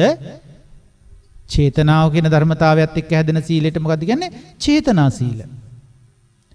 ඊළඟට චෛතසික කියන කොටසත් එක්ක හැදෙන ධර්මතාවය චෛතසික සීල. සංවර වීම කියන එකත් එක්ක හැදෙන සීලය සංවර සීල. ඊට පස්සේ අන්තිම එක කිව්වා අවිතික්කම කියන ධර්මතාවයත් එක්ක හැදෙන සීලය අවිතික්කම සීලය. එතකොට එතන තියෙනවා චේතනා සීල, චෛතසික සීල, සංවර සීල සහ අවිතික්කමෝ සීල. දැන් මම සූදානම් වෙන්නේ මෙන්න මේ චේතනා සීල වෙනම ටිකක් පෙන්ලා දෙන්න. චෛතසික සීලය මොකද්ද කියලා වෙනම පෙන්ලා දෙන්න. සංවර සීලය කියන එක මොකද්ද වෙනම පෙන්ලා දෙන්න. අවිතික්කම සීලය කියන්නේ මොකද්ද කියලා වෙනම පෙන්ලා දෙන්න. ඉතින් මේක කරලා දෙන්න වෙනවා. හැබැයි පින්වතුනි මේ ධර්මය ඔබ දැන් මේ වෙනකොට මේ බණ අහන එක එපා වෙලා නම්, නීරස වෙලා නම් ඔබ කොහොමද මේ වගේ දෙයක් ගන්න? ඇයි ජීවිත කාලෙම සිල් කියා අපි හැමදාම හිටියට මෙහෙම කතා කරලා නැහැනේ. මොකද්ද චේතනා සීලය? මා පැහැදිලි කරපු පැහැදිලි කිරීම එක්කම යන කොටසක් එකේ තියෙන්නේ. ඒක මම හැම එකකටම කියලා දුන්නා. පානාතිපාතාදීවා විරමන්තස්ස චේතනා. ඒ කොටස මම පෙන්වන්නේ මේ හැම එකේම පෙන්නපු ඒ චේතනා කියන කතාව තමයි චේතනා සීලයට අයිති වෙන්නේ. ඒ කියන්නේ ප්‍රාණඝාතයෙන් ආදී වශයෙන් වැළකෙන කෙනෙකුගේ චේතනාව, ඊගාවට වත්පිළිවෙත් පුරන්න කෙනෙකුගේ ගිහි හෝ වේවා පැවිදි හෝ වේවා දෙපාර්ශවයේම කෙරෙන්න ඕන දේ මම පෙන්වුවා. ඒ දෙපාර්ශවයේ විසින්ම ඒ වත්පිළිවෙත් පිරීම සම්බන්ධයෙන් පවතින චේතනාව. ඒක චේතනා සීලයටයි අයිති. ඊළඟට චේතනා සීලයට තවත් අයිති වෙනවා කිව්වර සප්ත කර්ම පතවලින් නිදහස් වෙන්න. චේතනාවක් තියන කෙනාගේ චේතනාවත් ඒ අයිති වෙනවා මොකේද? චේතනා සීලයට. ඊළඟට ඒක අර මුලින් ඉඳලා කතා කරුවෙත් ඒ චේතනා සීලය ඇසුරු කරගෙනමයි. ඒ නිසා චේතනා සීලයට ඒ ටිකමයි අයිති වෙන්නේ. මෙතනදී මා කතා නොකල කොටස තමයි චේතනා ආදී ඉතිරි ධර්මයෝ කියක් ආවා මිසක ඒ ධර්ම තුන තමයි කතා නොකරපු ධර්ම තුන. චේතනාදයෝ ධම්මා කිය චේතනාව ගැන නිතර කතා කළා. ඒ නිසා චේතනාව 아무තු විග්‍රහයක් අවශ්‍ය වෙන්නේ නැහැ දැන්. අවශ්‍ය වෙන්නේ චෛතසික සීලය කියන්නේ මොකද්ද? අවශ්‍ය වෙන්නේ සංවර සීලය කියන්නේ මොකද්ද? අවශ්‍ය වෙන්නේ අවිතික්කම සීලය කියන්නේ මොකද්ද? ඒ ටික ටිකක් කතාවට ගන්න බලමු. ඉතින් මේකේ පෙන්නනවා චෛතසික සීල නාම පාණාතිපාතාදී විරමන්තස්ස විරති චෛතසික සීල. ඒ මොකක්ද ඒ කියන්නේ? මේ ප්‍රාණඝාතාදියෙන් වැළකෙන කෙනාට තියෙනවා ඒ වැළකෙන කෙනාගේ තියෙනවනේ විරතියක් වෙන්වීමක් ඒකේ.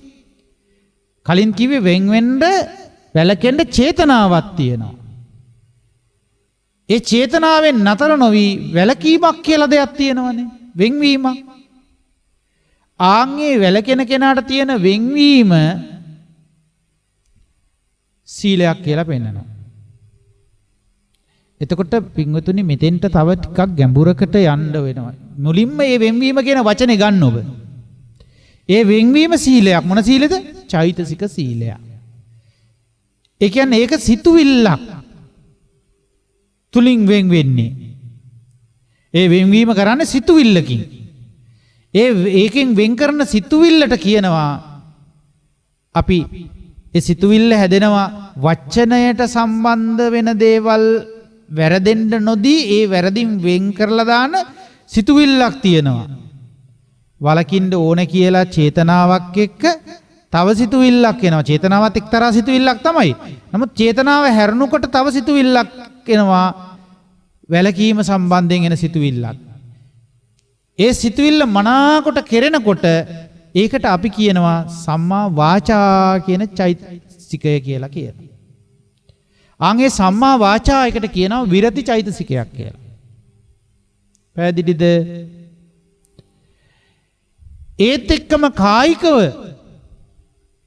අර සප්ත කර්මපත අතර අපි ඒ ශික්ෂාපද රකිද්දී කායිකව එතන වැළකෙන කොටසක් එනවනේ. එතකොට ඒ කායිකව වැළකීම සම්බන්ධයෙන් ඇති වෙන චේතනාව වෙනම එකක්. ඊට අමතරව චෛතසික මට්ටමකින් වැළකීමේ කොටසක් එනවා. ඒකට කියනවා සම්මා කම්මන්ත කියලා. ඒ විරතියක්. ඒ නිසා විරති චෛතසිකයක් කියන දෙකක් දැන් මම කිව්වා. එකක් තමයි සම්මා වාචා කියලා විරති චෛතසිකයක් තියෙනවා එතන. ඒ වගේම සම්මා කම්මන්ත කියලා විරති චෛතසිකයක් තියෙනවා. ඒ දෙකම සිතුවිල්ලක්. ටිකක් ඔබ පින්වතුනි මේ හිත එකලස් කරගෙන භාවනාවක් කරන ගමන් ගැඹුරකට චුට්ටක් හිත තියෙන වෙලාවක මේක විශ්ලේෂණය කරලා බලන්නකො ඇත්තටම සිතුවිල්ලක් එතන තියෙන්නේ.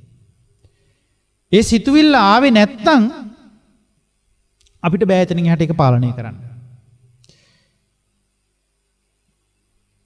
ඒ සිතුවිල්ලට තමයි ඒ ශක්තිය තියෙන්නේ. අන්න ඒ සිතුවිල්ල තමයි වර්ධනය වෙනකොට මනාකොට පිහිටන මට්ටමකට එනකොට අපි කියනවා ඒකට සම්මා කම්මන්ත කියන චෛතසිකය කියලා. එතකොට ඒකත් විරතියක්. එතකොට සම්මා වාචා කියන විරතියක් තියෙනවා, සම්මා කම්මන්ත කියන විරතියක් තියෙනවා. ඒ දෙක එකතු වෙලා එකතු කරගෙන මගේ දිවි පැවැත්ම පවත්වා ගන්නවා. එකතු වෙන්නේ නැහැ මේ වැරදි දෙත් එක්ක කියලා දිවි පැවැත්මට සම්බන්ධ කරලා මේක පවත්තන චෛතසිකයක් එනවා. ඒකට කියනවා සම්මා ආජීව කියන චෛතසිකය. පැහැදිලිද? එතකොට සම්මා ආජීවයේ පිළිබඳ විග්‍රහයක් උගා තැන්වල පැහැදිලි කරලා නැති වෙනවා. හොඳට තේරුම් ගන්න ඕන තැනක් මේක. සම්මා ආජීව කියන තියෙන්නේ විරති චෛතසිකයක් එක්ක. ඒ විරති චෛතසික තුනට මෙන්න මේ තුන තමයි අයිති වෙන්නේ. ඉතින් අපි මේවා අභිධර්මික දේශනාවල අපි ඉදිරියේදී කතා කරගෙන යනවා. අභිධර්මයේ දැන් මුල ආරම්භ කරලා තියෙනවා. ඉරිදා දවස්වලට සූම් තාක්ෂණය හරහා අපිට පුළුවන් විදියට උපකාර කරනවා මේ අභිධර්මයේ හඳුනා ගන්න කට්ටියට. ඒකේ චෛතසික විග්‍රහය පටන් ගත්තාම ඔබට තේරෙයි. ඒ චෛතසික සංග්‍රහය විග්‍රහ කරගෙන යනකොට විරති චෛතසික තුනක් කියලා ඉගෙන ගන්නවා මේ තුන. එතකොට මේ ප්‍රාණඝාතාදියෙන් වැළකෙන කෙනෙකුගේ ඇතිවෙන මේ විරති චෛතසික තුන ඇති වෙනවා මේකෙදි.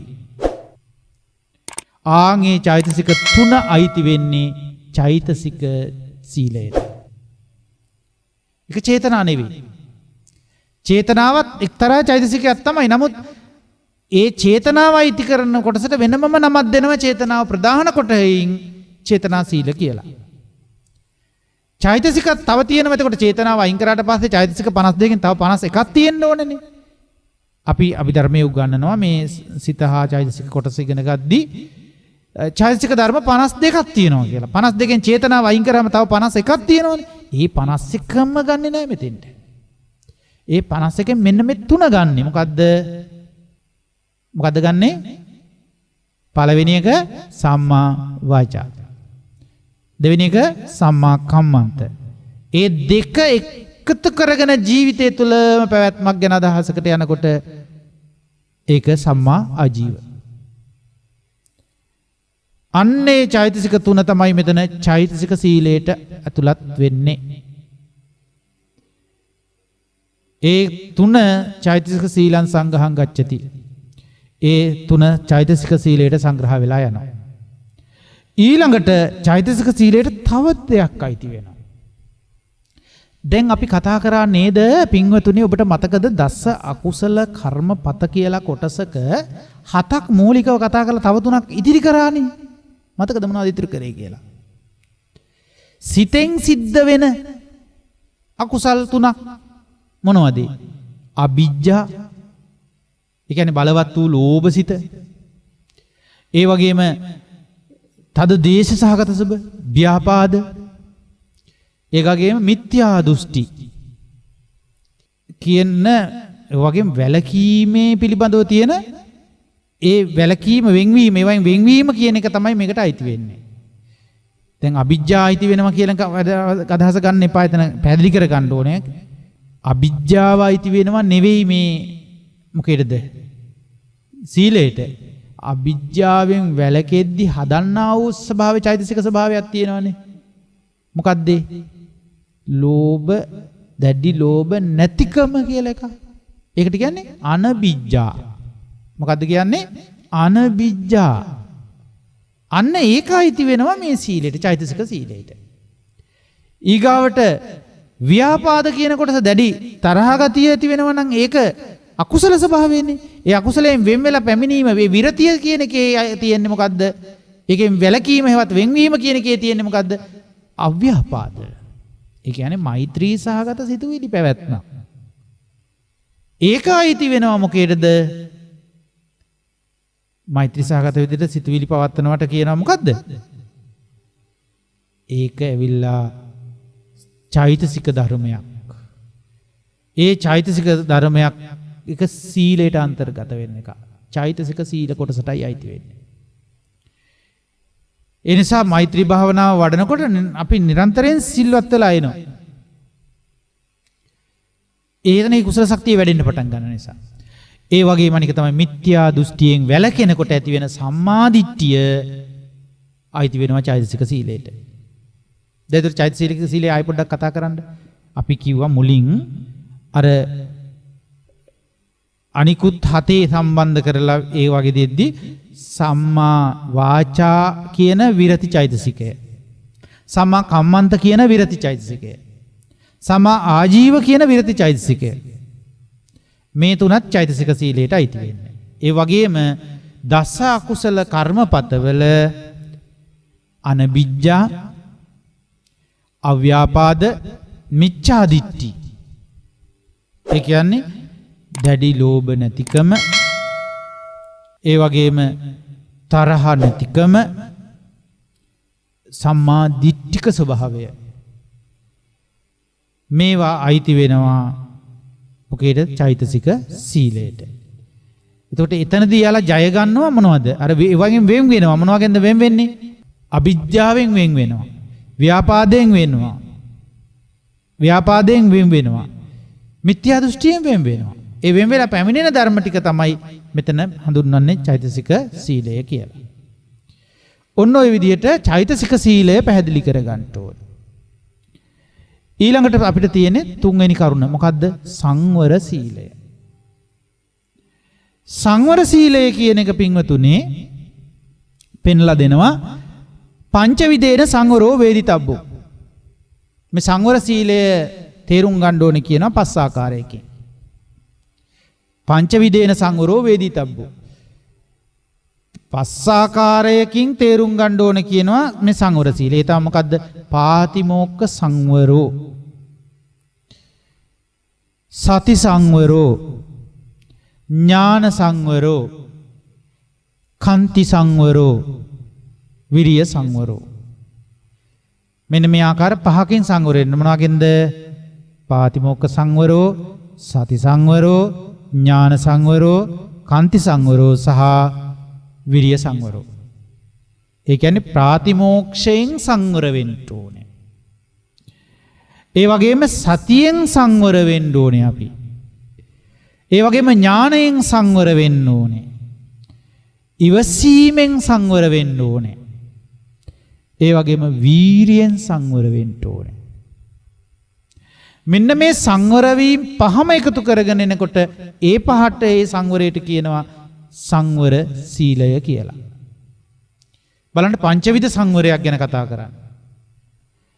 ඉතින් අපේ ජීවිතේ වඩනකොට මේ ධර්ම වඩනකොට මේවා එක්ක වෙන වෙනම අපිට බලන්න හැකියාව නැත්තම් අපි මොනවද මේ විශේෂ දර්ශනයකට හසු කරගන්නවා කියලා හසු කරගන්නේ? අපිට විදර්ශනාව තුළ විශේෂ දර්ශනය තුළ මේ හැම එකම අභිවර්ධනයක් වෙනවද නැද්ද කියලා විශේෂ දර්ශනයට හසු වෙන්න එපා. මං කියන එක පැහැදිලි නේද? අපි නැත්තම් අර ඇඟහිරි වැටෙන්න ටිකක් සමාධිය හැදෙන්න ඕම ඉඳගෙන හිටියා කියලා අපි දන්නේ නේ මොකද්ද වෙන්නේ කියලා. ඉතින් අපි සිල් කියනවා. අද අපි සිල් කියලා පොයවල් කීයක් අද අපි සිල් උනාද? අදත් එහෙම පුරුදු විදියට සිල් ගන්න නැහැදුවේ. දැන් අද ඉඳලා එහෙම බැරි වෙයි. ඇයි සිල් කියන්නේ මොනවද කියලා හිතන්න වෙයි. සිල් කියලා මොනවද කියලා මෙහෙම දැනගන්න වෙයි. මේක අහලා මේ දේශනාව මම හිතන්නේ ගාක් වතාවක් අහලා දැනගන්න වෙයි ඔබට. දැනගෙන හොඳට තේරුම් ගන්න වෙයි. බැරි තැන් කල්යාණ මිත්‍රයන්ගෙන් තවදුරටත් විමසලා අසා ගන්නටත් වෙයි. පැහැදිලි කර ගන්නටත් වෙයි.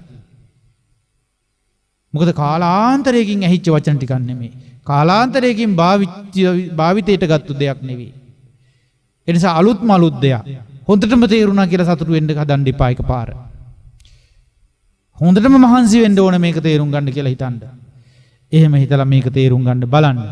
මට ඉතින් මේ තියෙන කාල පරිච්ඡේදයේදී හොඳටම අවබෝධ වෙනකන් නැවත කියා ඉන්න ගියොත් මාස ගාණක් දේශනාව කරන්න වෙනවනේ.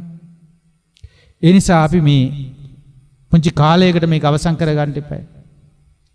දැන් මේකේ මොකද්ද මේ පාතිමෝක්ඛ සංවරෝ සීලය කියන්නේ? ප්‍රාතිමෝක්ෂ සංවරය කියලා කියන්නේ සංවර සීල වලින් පළවෙනි එක. ඒ කියන්නේ පින්වතුනි ඒක මෙහෙම පෙන්නලා දෙනවා. චාරිත්‍ර වාරිත්‍ර විභාග ඇති විනය පරියාපන්න ශික්ෂාපද තුල හික්මීම තමයි ප්‍රාතිමෝක්ෂ සංවර සීලයට කියලා හඳුන්වා දෙන්නේ. මූලික වශයෙන් චාරිත්‍ර වාරිත්‍ර කියලා කොටසක් තියෙනවා. ඒවා විස්තර විභාග වශයෙන් පුරුදු කරගෙන යනකොට සමස්ත විනය පිටකයම ඇතුළත් වෙන විදියට කෙලවර බවට පත් වෙන්නේ සමස්ත විනය පිටකයේම කොටස් ටික මේකට යෙදෙනවා. ඒකින්ද කියනවා විනය පරියාපන්න. සියලුම ශික්ෂාපද තුල හික්මීම ප්‍රාතිමෝක්ෂ සංවර සීලය වෙනවා. ඒක එක්කෙනාට දැන් එතකොට මේ ගිහි අය විනය ශික්ෂාපද ඔක්කොම ඉගෙනගෙන 227ම තේරම සේ කියා හිටන් හොයලා බලලා ඒ වඩන්න ඕනේ කියලා නෙමෙයි මේ කිව්වේ. ඒ අයට බුද්ධ ශාසනයේ සම්පූර්ණ සංවරය කියන එක ප්‍රාතිමෝක්ෂ සංවරය කිව්වහම එක එක්කෙනාට වින්ගෙන් කරලා කතා කරනවට වඩා සමස්ත ප්‍රාතිමෝක්ෂයම විස්තර කරන උපසම්පදා භික්ෂුවකගේ ප්‍රාතිමෝක්ෂ සංවරය දක්වා. ඉතින් අපි දැනගන්න ඕනේ අපිට ප්‍රාතිමෝක්ෂ සංවර සීලය වෙන්නේ මේ පන්සිල් පද පහ ඇසුරු කරගත්තු චාරිත්‍ර වාරිත්‍රික බැඳිච්ච ඒ විනය ගිහි විනයට සම්බන්ධ කරගත්තාම ඒ හා සම්බන්ධ විනය පරියාපන්න ස්වභාවය තේරුම් ගන්න ඕනේ. ඒ වගේම අපි අටසිල් ගත්තාම පංචශීලයට එහා ගිහිල්ලා ගිහි විනයත් එතකොට පැවිදි භූමියකට අපි ගියාම එතන තියෙන විනයානුකූල භාවයත් දෙක එකතු කරගත්තු විනයක් එතන තියෙන්නේ. ඒ විනයට ගැලපෙන ආකාරයට ඒ විනය සම්පූර්ණ වෙන ආකාරයට ඒ විනය පරියාපන්න ස්වභාවයත් එක්කලා අපි යන්න ඕනේ. හික්මීමක් එතන තියෙනවා. අන්න ඒක ඒ හික්මීම තුළ ඉන්නකොට ඒ සංවර භාවය ප්‍රාතිමෝක්ෂ සංවරය කියන එක හැදෙනවා. එතකොට ඒක ඒ විදිහට මූලිකව තේරුම් ගමු. තව මේවා ගොඩාක් ගැඹුරට සාකච්ඡා කරන්න තියෙනවා. ඒ සාකච්ඡාවන් විවර වෙන්න තාම අපේ ගේට්ස් ඇරිලා නැහැ. මොකේද මේ මනසේ ඒ ගේට්ස් ඇරෙන්න ඕනේ මූලිකව. මේ ජීවිතයේ තියෙනවා මේ මානසික පද්ධතිය ක්‍රියාත්මක වෙන ස්නායු පද්ධතිය මානසික මෙහෙයුම් වැඩපිළිවෙල මේවා සියල්ලක්ම හොඳට මේවා ගමන් කරන මේ හොඳට ඒක විශ්ලේෂණය කරන්න පුළුවන් ශක්ති ගමන් කරන ශක්ති වලට හිර වෙන්නේ නැති විදිහට ගේට්ස් ඇරෙන්න ඕනේ. දැන් ඔය Hindu භාවනා ක්‍රම හරහා නම් ඒවට කියන චක්‍ර විවර වෙනවා කියලා. චක්‍ර හැර ගන්නවා කියලා. ඉතින් බුදුරජාණන් වහන්සේගේ ධර්මයේ මේ ධර්මයේ ශක්තියේ බලයෙන්ම තමන් හැසිරෙන ධර්ම ශක්තිය තුළින්ම ඒ ගේට්ස් මොකුත් නැතුව හිරවීමක් නැතුව විවර වීම සිද්ධ වෙන්න ඕනේ. එතකොට තමයි මේ වගේ ගැඹුරට අධ්‍යයනය කටයුතු කරන්න පුළුවන් වෙන්නේ. ඒ අධ්‍යයනය හුදෙක්ම දැනුමක් එක්ක යන එකක් පොතපතකින් ගන්න දෙයක් නෙමෙයි. මේ පොතේ කොටස තමයි අපි මේ සාකච්ඡා කරන්නේ. මා ඔබට පෙන්නවා පරිේශණය ඒ පැත්තෙන් විතරක් නෙවෙයි ආරම්භයේදීම පෙන්ලා දුන්න පරිේශණය ජීවිතයට සම්බන්ධ කරලා ජීවිතයේ ගැඹුරින් දකිමින් ඒ ජීවිතය තුළ යෙදෙන ආකාරය පිළිබඳව ගැඹුරු පරිේශණයක් කරන්න තියෙනවා. එතකොට මේ දෙකම අපිට කරන්න වෙනවා මේ යුගයේ. ඒ නිසා ප්‍රාතිමෝක්ෂ සංවරයේ සීලය ඒ විදිහට තේරුම් ගැනීම සුදුසුයි. ඊළඟට සති සංවරය කියලා කියන්නේ සිහියෙන් සංවර වෙන්න ඕනේ. සිහියෙන් සංවර වෙන එකත් සීලයට බැඳෙනවා. අපි ඔය සංවර සීලය කියලාත් හඳුන්වනව නේද ඒක? එතකොට මේ සංවර සීලේදී අපි මූලික වශයෙන් ඉන්ද්‍රියන් ටික සංවර කරගන්නවා. ඇස, කන, නාසය, දිව, ශරීරය, මන කියන මේ ඉන්ද්‍රියන්ගේ සංවරය තුල හික්මීම සති සංවරයට අයිති වෙන්නේ. ලොකු විස්තර අපි පස්සේ කරමු. ඒ වගේම ඥාන සංවරය කියලා එකක් කියවා. ඒ ඥාන දර්ශනයන් තුල සංවර්ධනය වීම සංවරභාවයටපත් වීම බොහොම ටිකක් ගැඹුරු කතාවක්. ඊළඟට අපි දැනගමු. ඒ කියන්නේ මේ තණ්හාවෙන් දෘෂ්ටි වලින් සම්පූර්ණයෙන්ම මිදීම මුල් කරගෙන ඥානය මතු කරගෙන ඇතිවිච්ච සංවරයක් තමයි ඥාන සංවරය කියලා කියන්නේ. ඉතින් ඒ නිසා බුදුරජාණන් වහන්සේ පෙන්වලා දෙන ඒ ධර්මයේ ඒ ඥාන සංවර පැහැදිලි කරන තැන් තියෙනවා. එතකොට ඒ දේශනාවලට අපි වෙනම යොමු වෙන්න ඕන. මූලික වශයෙන් ඒ සීලය තාක් විහිදෙන සීලයක් කියන්නේ. සංවර සීලේ සරල එකක් නෙවෙයි. අපි පොඩ්ඩක් ඇස් දෙක පියාගත්තා සංවරලා ඉන්නේ. අපි පොඩ්ඩක් එක තැනකට වෙලා ඇඟ හොලවන්නේ. අපි සංවර වෙලා ඉන්නේ. ඒ ආරම්භයේට එහෙම සංවර බවකුත් ඕනේ. හැබැයි අපි ගැඹුරට තව යනකොට සංවරය ඊට වඩා ගැඹුරු සංවරයක් ඥාන සංවරයක් දක්වා විහිදෙනවා. ඊළඟට කාන්ති සංවරය ඉවසීම.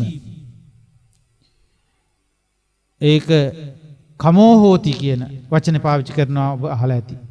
ඉවසීමටපත් වෙන මොනවද? සීතල උණුසුම විතරක්ද? නෑ තව කොච්චර જાති ඉවසන්න තියනවද මේකේ? මැසි මදුරුවන්ගෙන් එන පීඩා. විවිධාකාර පීඩාවන් එනවා අපිට. ඒවා මොකද කරන්න ඕනේ? ඉවසීමටපත් කරන. ඒකට කියනවා කාන්ති සංවරය කියලා. ඒක හඳුන්වනවා කාන්ති සංවරය කියලා. ඊළඟට වීරිය සංවරය කියන එක මේ විදිහට විග්‍රහ කරනවා.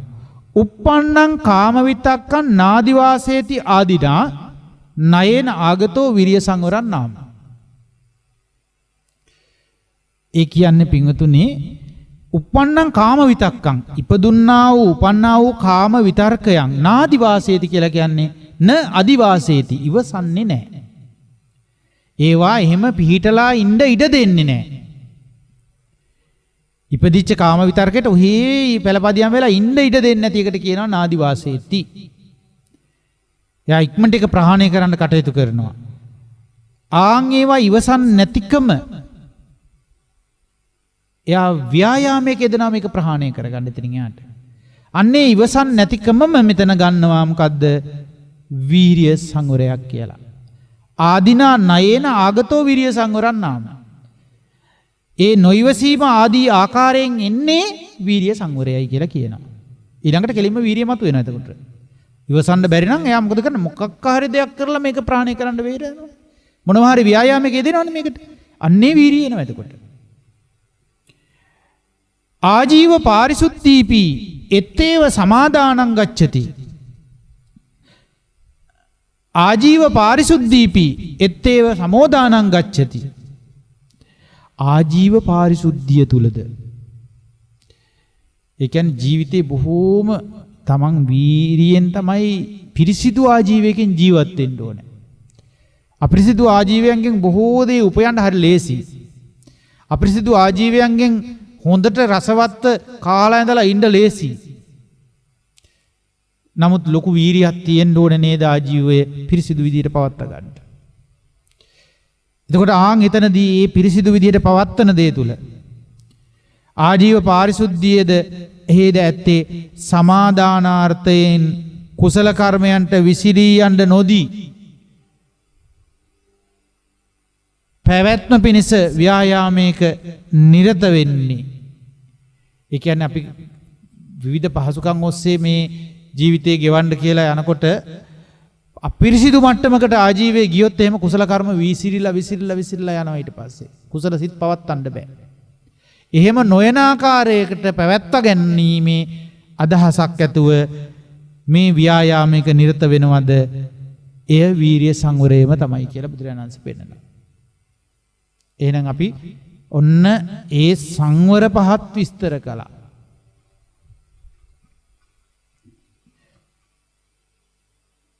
එතකොට අපි සංවර සීලය කතා කරා. ඔබට ආයෙ මම කියන්න යනවට වඩා මේ දේශනාව නැවත නැවත ශ්‍රවණය කරන්න. අනිවාර්යයෙන්ම තව වතාවන් ගණනාවක් ඔබට ශ්‍රවණය කරන්න වෙයි. මේවා කනට ටිකක් හුරු කරගන්න. හිතට හොඳට හුරු කරගන්න. අවබෝධයට හොඳට හුරු කරගන්න. ජීවිතයේ මේවා ගැඹුරට විශ්ලේෂණාත්මකව බලන්න කී වතාවක් ශ්‍රවණය කරන්න වෙයිද කියන එක ඔබ විසින් තීරණය කරගත යුතුයි. සීල කොටසේ තව එකක් තියෙනවා හතරවෙනි සීලය අවිතික්කමෝ සීලං. මොකද්ද මේ අවිතික්කමෝ සීලං කියන්නේ කියලාත් මෙහෙම විස්තර කරනවා. සමාදින්න සීලස්ස කායික වාචසිකෝ අවිතික්කමෝ. ඒ කියන්නේ සමාදන් වූ සිල්පද කයින් හෝ වචනයෙන් කියන ద్వාරයන් දෙකෙන් නොකඩා සිටීම. ඒ කියන්නේ අර පාලනයන් තුල ඉඳගෙන ඒ විදිහට රැඳී සිටීම තමයි අවිතික්කමෝ සීලය කියලා කියන්නේ. ඒ කියන්නේ ඒවා ඒ පාලනයන් අතික්‍රමණය කරලා වචනයෙන් යමක් පිට කරනවද? ඒක කරන්නේ නැහැ. කයින් ක්‍රියාවක් කරලා ඒ අකුසලයේ කරනවද අර පාලනය අතික්‍රමණය කරලා? ඒක කරන්නේ නැහැ. ඒ අතික්‍රමණයකට යන්නේ නැතිකම තමයි අවිතික්කම සීලය කියලා කියන්නේ. පැහැදිලි ඇති. ඉතින් පැහැදිලි නැත්නම් තව විමසන්ට. ඉතින් ඒ විදිහට මේ අවිතික්කමෝ සීලය මේක පැහැදිලිව තේරුම් ගත යුතුයි. එතකොට මේ අපි කරන්නේ මූලිකව දැන් මෙහි අපිට අර මුල ගැන අවබෝධයක් නැහැ. චේතනා සීල, චෛතසික සීල, සංවර සීල එච්චර ලොකු අදහසක නැහැ. අපි කරන්නේ මෙන්න මේ අග කොටස නේද බලන්න. කය පාලනය කරනවා. කය හසුරවන්නේ නැතුව කොහොම හරි නවත්තගෙන ඉන්නවා. ඒ වගේම වචනේ කොච්චරවත් කියන්නේ නැතුව ඉන්න බලනවා. ඒ කියන්නේ අපි මේක කර බලපෑමක් කරන්න හදනවා අර අභ්‍යන්තරය වෙනස් කරන්න. ඇත්තටම මුලින් එහෙම තමයි කරන්න වෙන්නේ. නමුත් ඇතුළටම අර බලපෑම ගිහිලා චේතනා මට්ටමින් මේක හැදිලා චෛතසික මට්ටමට එනකොට ඒ විරති සම්මා වාචා සම්මා කම්මන්ත සම්මා ආජීව බවට පත් වෙලා නම් ඊළඟට සංවර භාවයන් තුළ හොඳට පිහිටලා නම් මේ වාට ක්‍රියාත්මක වෙන්න එන බලපෑම බොහෝම අඩුයි. අවිතික්‍රම සීලය අනිවාර්යයෙන්ම රැකෙන දෙයක් වෙනවා එතකොට. හැමදාම මෙතන එක්ක ඔට්ටු වුණාට ඇතුළට දෙන බලපෑම පිළිබඳ අවබෝධයක් නැත්තම් හැමදාම මේ ටික කරන්නම් වාලේ කරන තැනකට එන්න ඉඩ කඩ තියෙනවා. ඒ නිසා පින්වතුනි මේ සීලය පිළිබඳ මනා වැටහීම අත්‍යවශ්‍යයි. ඒ නිසා ඊගාවට මම කැමති ධර්මදේශනාව අවසානයේට යන්න. ඒ අවසානයේට මම කැමති කවර අර්ථයකින්ද මේ සීලය අපි රකින්නේ කියන අදහසත් ඉදිරිපත් කරලා අවසන් කරන්න. මොකද්ද අර්ථය? මොකද්ද මේ සිල් රැකීමේ අර්ථය? ඒක මේ විදියට අහනවා. කේනට්ටේන සීලන්ති. කවර අර්ථයකින්ද මේ සීලය තියෙන්නේ කියලා. බුදුරජාණන් වහන්සේගේ දේශනාවේ පෙන්නනවා සීලනට්ටේන සීලං. සිසිලන අර්ථයනුයි සීලය කියන්නේ. ඒතර මේ සමස්තයම එකතු කරගෙන එනකොට සංවර වීමක් වෙනම තියෙනවා. ඒ සීලය ගැන කතා කරද්දී සංවරට්ටේන සීලං කියන්න පුළුවන්. සංවර වීමේ අර්ථයෙන් සීලය. නමුත් සමස්තය චේතනා සීල, චෛතසික සීල, සංවර සීල සහ අවිතික්කමෝ සීල කියන මේ සීල හතරම එකතු වෙලා එන සීලයේ පරිපූර්ණ සීලය ගැන කතා කරද්දී කවර අර්ථයක් සඳහාද කියලා කියවුවොත් දෙන්න තියෙන උත්තරේ මොකද්ද? සීලනාර්ථයෙන් සීලයයි. එතකොට මොකක්ද එතන සිසිලණය කියන්නේ කියන එක තේරුම් ගන්න ඕනේ. සිසිලන අර්ථය කියලා කිව්වම වචනේ හරි. පැහැදිලි. මොකද්ද සිසිලණය කියලා බලා හදන්න එතන. කිමදං සීලණං නාම. මොකද්ද මේ සීලන සිසිලණය කියලා කියන්නේ නමින් අඳුන්වන්නේ. ඒක පෙන්නනවා මෙහෙම. සමාදානං වා කාය කම්මාදීනං සුසීල්‍ය වශයෙන් අපකින්නතානි අත්තෝ. ඒ කියන්නේ කාය කර්ම ආදී කර්මයන්හි සුසිල්වත් භාවයේ මනාව පැවැත්වීම වශයෙන් කුසල ධර්මයන්ගේ නොවිසිරීම වශයෙන් කුසල ධර්මයන් විසිරලා යන්න නොදී සුසිල්වත් භාවයේ මනාකොට පවත්වා ගැනීම වශයෙන් පවත්තන සමාදාන කියන අර්ථයෙන් සීලය කියලා කියනවා. ඒකට කියන සමාදාන අර්ථය. ඒතර සමාදාන කියන එකේ තේරුම මොකද්ද? කුසල ධර්මයන්ට විසිරීලා යන්න නොදී පවත්වා ගන්නා අර්ථය. ඒ අර්ථය සඳහා තමයි සීලය තියෙන්නේ. ඒතර සිල්වත් නැති මිනිස්සුන්ට කුසල ධර්ම එහෙම පවත්වන්න බෑ. විසිරිලා යනවා. දැන් බලන්නකො සිහිය පවත්වන්න පුළුවන්ද කියලා සිල් නැති අයට? සිල් පද රකින්න නැති කට්ටියට අපි කියනවා සිහියෙන් මේක අහගන්න කියලා. කියලා ඉවරනකොට මොකුත් මතක නැහැ විසිරලා ගිහිල්ලා. ඒ සරල දෙයක් එහෙම වෙනකොට ගැඹුරු ධර්ම කරුණු කියලා දෙන දේවල් පැහැදිලි කරගන්න දැන් මේ දේශනාවම බලන්නකො. මේ දේශනාවම කොච්චර දුරට දරා ගන්න පුළුවන්ද කියන එක තීරණය වෙන්නේ ඔබ තුල තියෙන කුසල ධර්මයන් විසිරී නොයා කුසල සිත එක දිගට පවත්වීමේ හැකියාව මත නෙවෙයිද බලන්න. ඒකට අනිවාර්යෙන් ඔබේ සීලය බලපානවා. ඒ නිසා සීලය තියෙන්නේ යන්නේ කුසල ධර්මයන්හි විසිරී යා නොදී පවත්වා ගැනීම කියන අර්ථය සඳහා. ඊළඟට තියෙනවා උපදරණංවා. ඒ කියන්නේ දැන් මේක සමාදානාර්ථයනොත් සීලය තියෙනවා.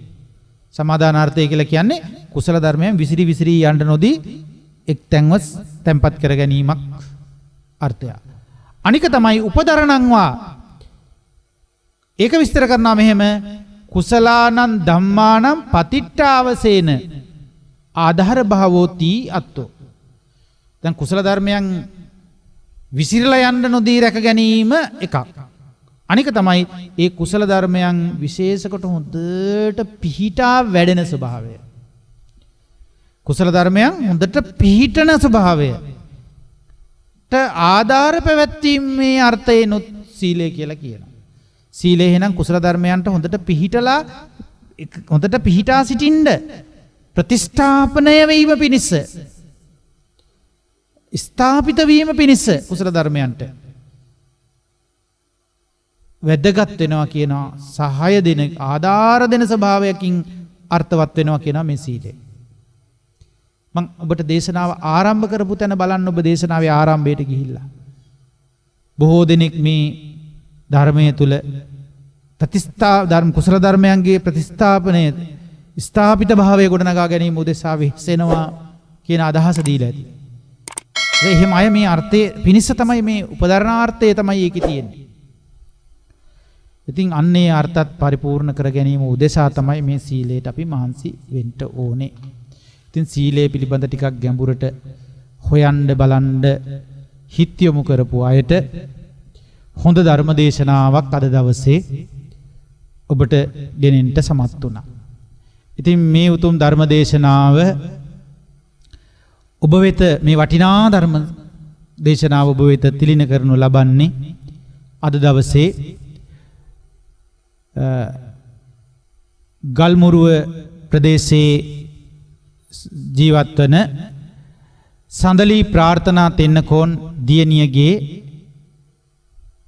මේ මාස 4 වෙනිදාට යෙදී තිබුණ ජන්මදිනය නිමිති කරගෙන ඇයගේ දෙමාපියන් සහෝදර පිරිස සහ ඇය එකතු පාදා වෙලා තමයි මේ ධර්ම දාණය සිදු කරනු ලබන්නේ. ඉතින් ඒකෙදි ප්‍රාර්ථනා මේ විදිහට එකතු කරනවායි ධර්ම දේශනාව තුලින් බුද්ධ ශාසනයත් මේ බුද්ධ දේශයත් ශ්‍රාවක සමූහයත් නිති සුරකින්නා වූ සමස්ත දිව්‍ය බ්‍රහ්ම රාජ සමූහයාට මේ පින්පෙත් අනුමෝදන් කරන්නට පළමුවෙන්ම මේ අය සිහිපත් කරනවා. වань බොහොම උතුම් අනුමෝදනාවක්. සියලු දෙවිවම පිරිසටම මේ පින්පෙත් අනුමෝදන් වේවා. සැපවත් වේවා. දිව්‍ය බ්‍රහ්ම සැප සම්පත් ආදී වඩාත් දියුණු වෙත්වා. ඒ තුලින් දෙවිවම පිරිස අපට මේ ධර්ම මාර්ගයට අනුග්‍රහ කරමින් ආශිර්වාද කරමින් ඒ දෙවිවරුන් සියලු දෙනාම උතුම් ධර්මයත් අවබෝධ කරගනිත්වා කියලා ප්‍රාර්ථනා එකතු කරනවා. ඒ වගේම ඊළඟට මේ අය සිහිපත් කරනවා ගෞරවනීය කල්යාණ මිත්‍රයන් වහන්සේලා වෙත මේ ධර්මය අවබෝධ කරගැනීමට උදව්පදව් කරන මඟ පෙන්වන සියලු කල්යාණ මිත්‍ර පින්වත් ස්වාමින් වහන්සේලාට මේ පින්පෙත් අනුමෝදන් වේවා. උතුම් නිවන් මඟට උපකාරක ධර්ම ශක්තියක් වේවා කියලා සඳලි දියණිය විසින් ප්‍රාර්ථනා එකතු කරනු ලබනවා. ඒ වගේම තමන්ගේ මිය පරලොවගිය ඥාති පිරිස හැටියට සිහිපත් කරනවා මේ වෙලාවේ ජයසිරි ආර්යවංශ තෙන්නකෝන් සුමනාවති ජයසිංහ එඩ්වන් අප්පුහාමි සහ ලිලි පිලමිනා යන පරලෝසතපත් දෙමාපියන්ට මේ පින් අනුමෝදනා කරනවා. ඒ අයට මේ පින් අත්පත් වෙලා කායික වූද මානසික වූද සුවය ලැබේවා නිවන් සුවම අත්පත් වේවා කියලා ප්‍රාර්ථනා එකතු කරනවා. ඒ පවුලේ හැමදෙනා විසින්. ඒ වගේම සඳලි ප්‍රාර්ථනා තෙන්නකෝන් දියණියගේ ආදරණීය පියාණන් වන පින්වත් කැලුම් තෙන්නකෝන් මහත්මයාට උතුම් වූ නිරෝගී සම්පන්නියද දීර්ඝායුෂ සම්පන්නියද මෙන්ම උතුම් ධර්ම අවබෝධයද ප්‍රාර්ථනා කරනවා. තිබෙන්නා වූ සියලු අසනීප උදුරු දුරු වෙලා නිරෝගී සම්පන්නියත් දීර්ඝායුෂයත් උතුම් චතුරාර්ය සත්‍ය අවබෝධයත් පියාණනි ඔබට ලැබේවා කියලා ඒ දියණිය විසින් ප්‍රාර්ථනා එකතු කරනවා. ඒ වගේම සඳලි ප්‍රාර්ථනා තෙන්නකෝන් දියණියගේ ආදරණීය මෞතුමිය වන ගීතා මල්කාන්ති මහත්මියටද උතුම් නිරෝගී සම්පන්නිය දීර්ඝායුෂය මෙන්ම උතුම් චතුරාර්ය සත්‍ය ධර්මය මෑණියනි ඔබට අවබෝධ වේවා කියලා ඇය විසින් ප්‍රාර්ථනා එකතු කරනවා. ඒ වගේම ඇය විසින් ප්‍රාර්ථනා කරනවා ඇයගේ ආදරණීය සොහොයුරා වන පින්වත් රෝමිත තෙන්නකෝන් සොහොයුරාටද ප්‍රාර්ථනා කරනවා මේ උතුම් දිවි ගමනේ සියලු අභියෝග ජය ගැනීමටත් තම හැකියාවන් තුලින් සම්බුද්ධ ශාසනයට උතුම් සේවාවක් කරන්නටත් උතුම් ධර්ම අවබෝධය සඳහා ශක්තිය ලැබේවා කියලා ප්‍රාර්ථනා එකතු කරනවා. ඒ වගේම අපි හැමෝම පින්වත් සඳලි දියණියට ප්‍රාර්ථනා එකතු කරමු. සඳලි ප්‍රාර්ථනා තෙන්නකෝන් දියණියටද මේ පින් අනුමෝදනා වීමෙන් අධ්‍යාපනයේ ඇති සියලු බාධක ජයගෙන දිවි මඟ දිනන්නටත් ශක්තිමත් අනාගත දිවියකට ආශිර්වාද ලැබෙන සුබම සුබ වාසනාවන්ත උපන්දින සැමරුමක්ම වේවා කියලා ප්‍රාර්ථනා එකතු කරනවා. උතුම් ධර්මයේද අවබෝධ වේවායි සෙත් ප්‍රාර්ථනා කරමි. ඒ වගේම ඒ පවුල හැම දෙනා විසින් කලන සංසදයේ සියලු සහෘදයන් වෙත සෙත් පතනවා ප්‍රාර්ථනා කරනවා උතුම් ධර්ම අවබෝධයම වේවා කියා. ඒ වගේම කොරෝනා වසංගතයේ මැඩලීමට වෙරදරන්නා වූ සියලුම අයටත් සෞඛ්‍ය දෙපාර්තමේන්තුවේද ඒ වගේම ආරක්ෂක සේවා අංශවලද රාජකාරී කරන ඒ වගේම පොලිසිය ඒ වගේම රාජ්‍යමය අංශවල සහ පෞද්ගලික අංශවල සියලු ක්‍රියාකාරී සහායක පිරිසටද ප්‍රාර්ථනා කරනවා අයට වහා මේ රෝගය සුවපත් කරගන්න ශක්තිය ධෛර්යය වාසනාව ලැබේවා කියලා සෙත් පතනවා. ඒ වගේම කොරෝනා රෝගයෙන් සුවපත් වීමට වෙරදරන්නා වූ සියලුම දෙනාටත් ඒ වගේම සෙත් පතනවා ඉක්මනින් නිරෝගී සුවයටපත් වේවා. ඒ වගේම ලංකාවාසී ලෝකවාසී ධර්ම ශ්‍රවණයට සම්බන්ධ වෙන ඔබ හැම දෙනාටත් සෙත් පතනවා මේ සියලු යහපත සලසා ගැනීම පිණිස මේ උතුම් ධර්ම ශක්තිය ඔබටත් සියලු යහපත සලසා ගැනීම පිණිසම හේතු වේවා වාසනාව වේවා උතුම් ධර්ම අවබෝධයම වේවා කියලා සෙත් පතනවා. හැම දිනාටම තෙරුවන් සරණයි. සාදු සාදු සාදු. සදහවතුනි ඔබ සවන් දුන් එම ධර්මානුශාසනාව පැවැත් වූ දේශකයාණන් වහන්සේ කුලියාපිටිය කඹලෑවත්ත දහම්සෙවන සදහම් නිකේතනයේ අනුශාසක පූජ්‍යපාද අඹගහලන්දේ අරිය විමල ස්වාමින්ද්‍රයන්න් වහන්සේ. දේශකයාණන් වහන්සේට නිදුක් නිරෝගී සුව චිරජීවනයේ ප්‍රාර්ථනා කරමින් සාදුකාරයක් පවත්වමු. සාදු සාදු සාදු. ඔබට තෙරුවන් සරණයි.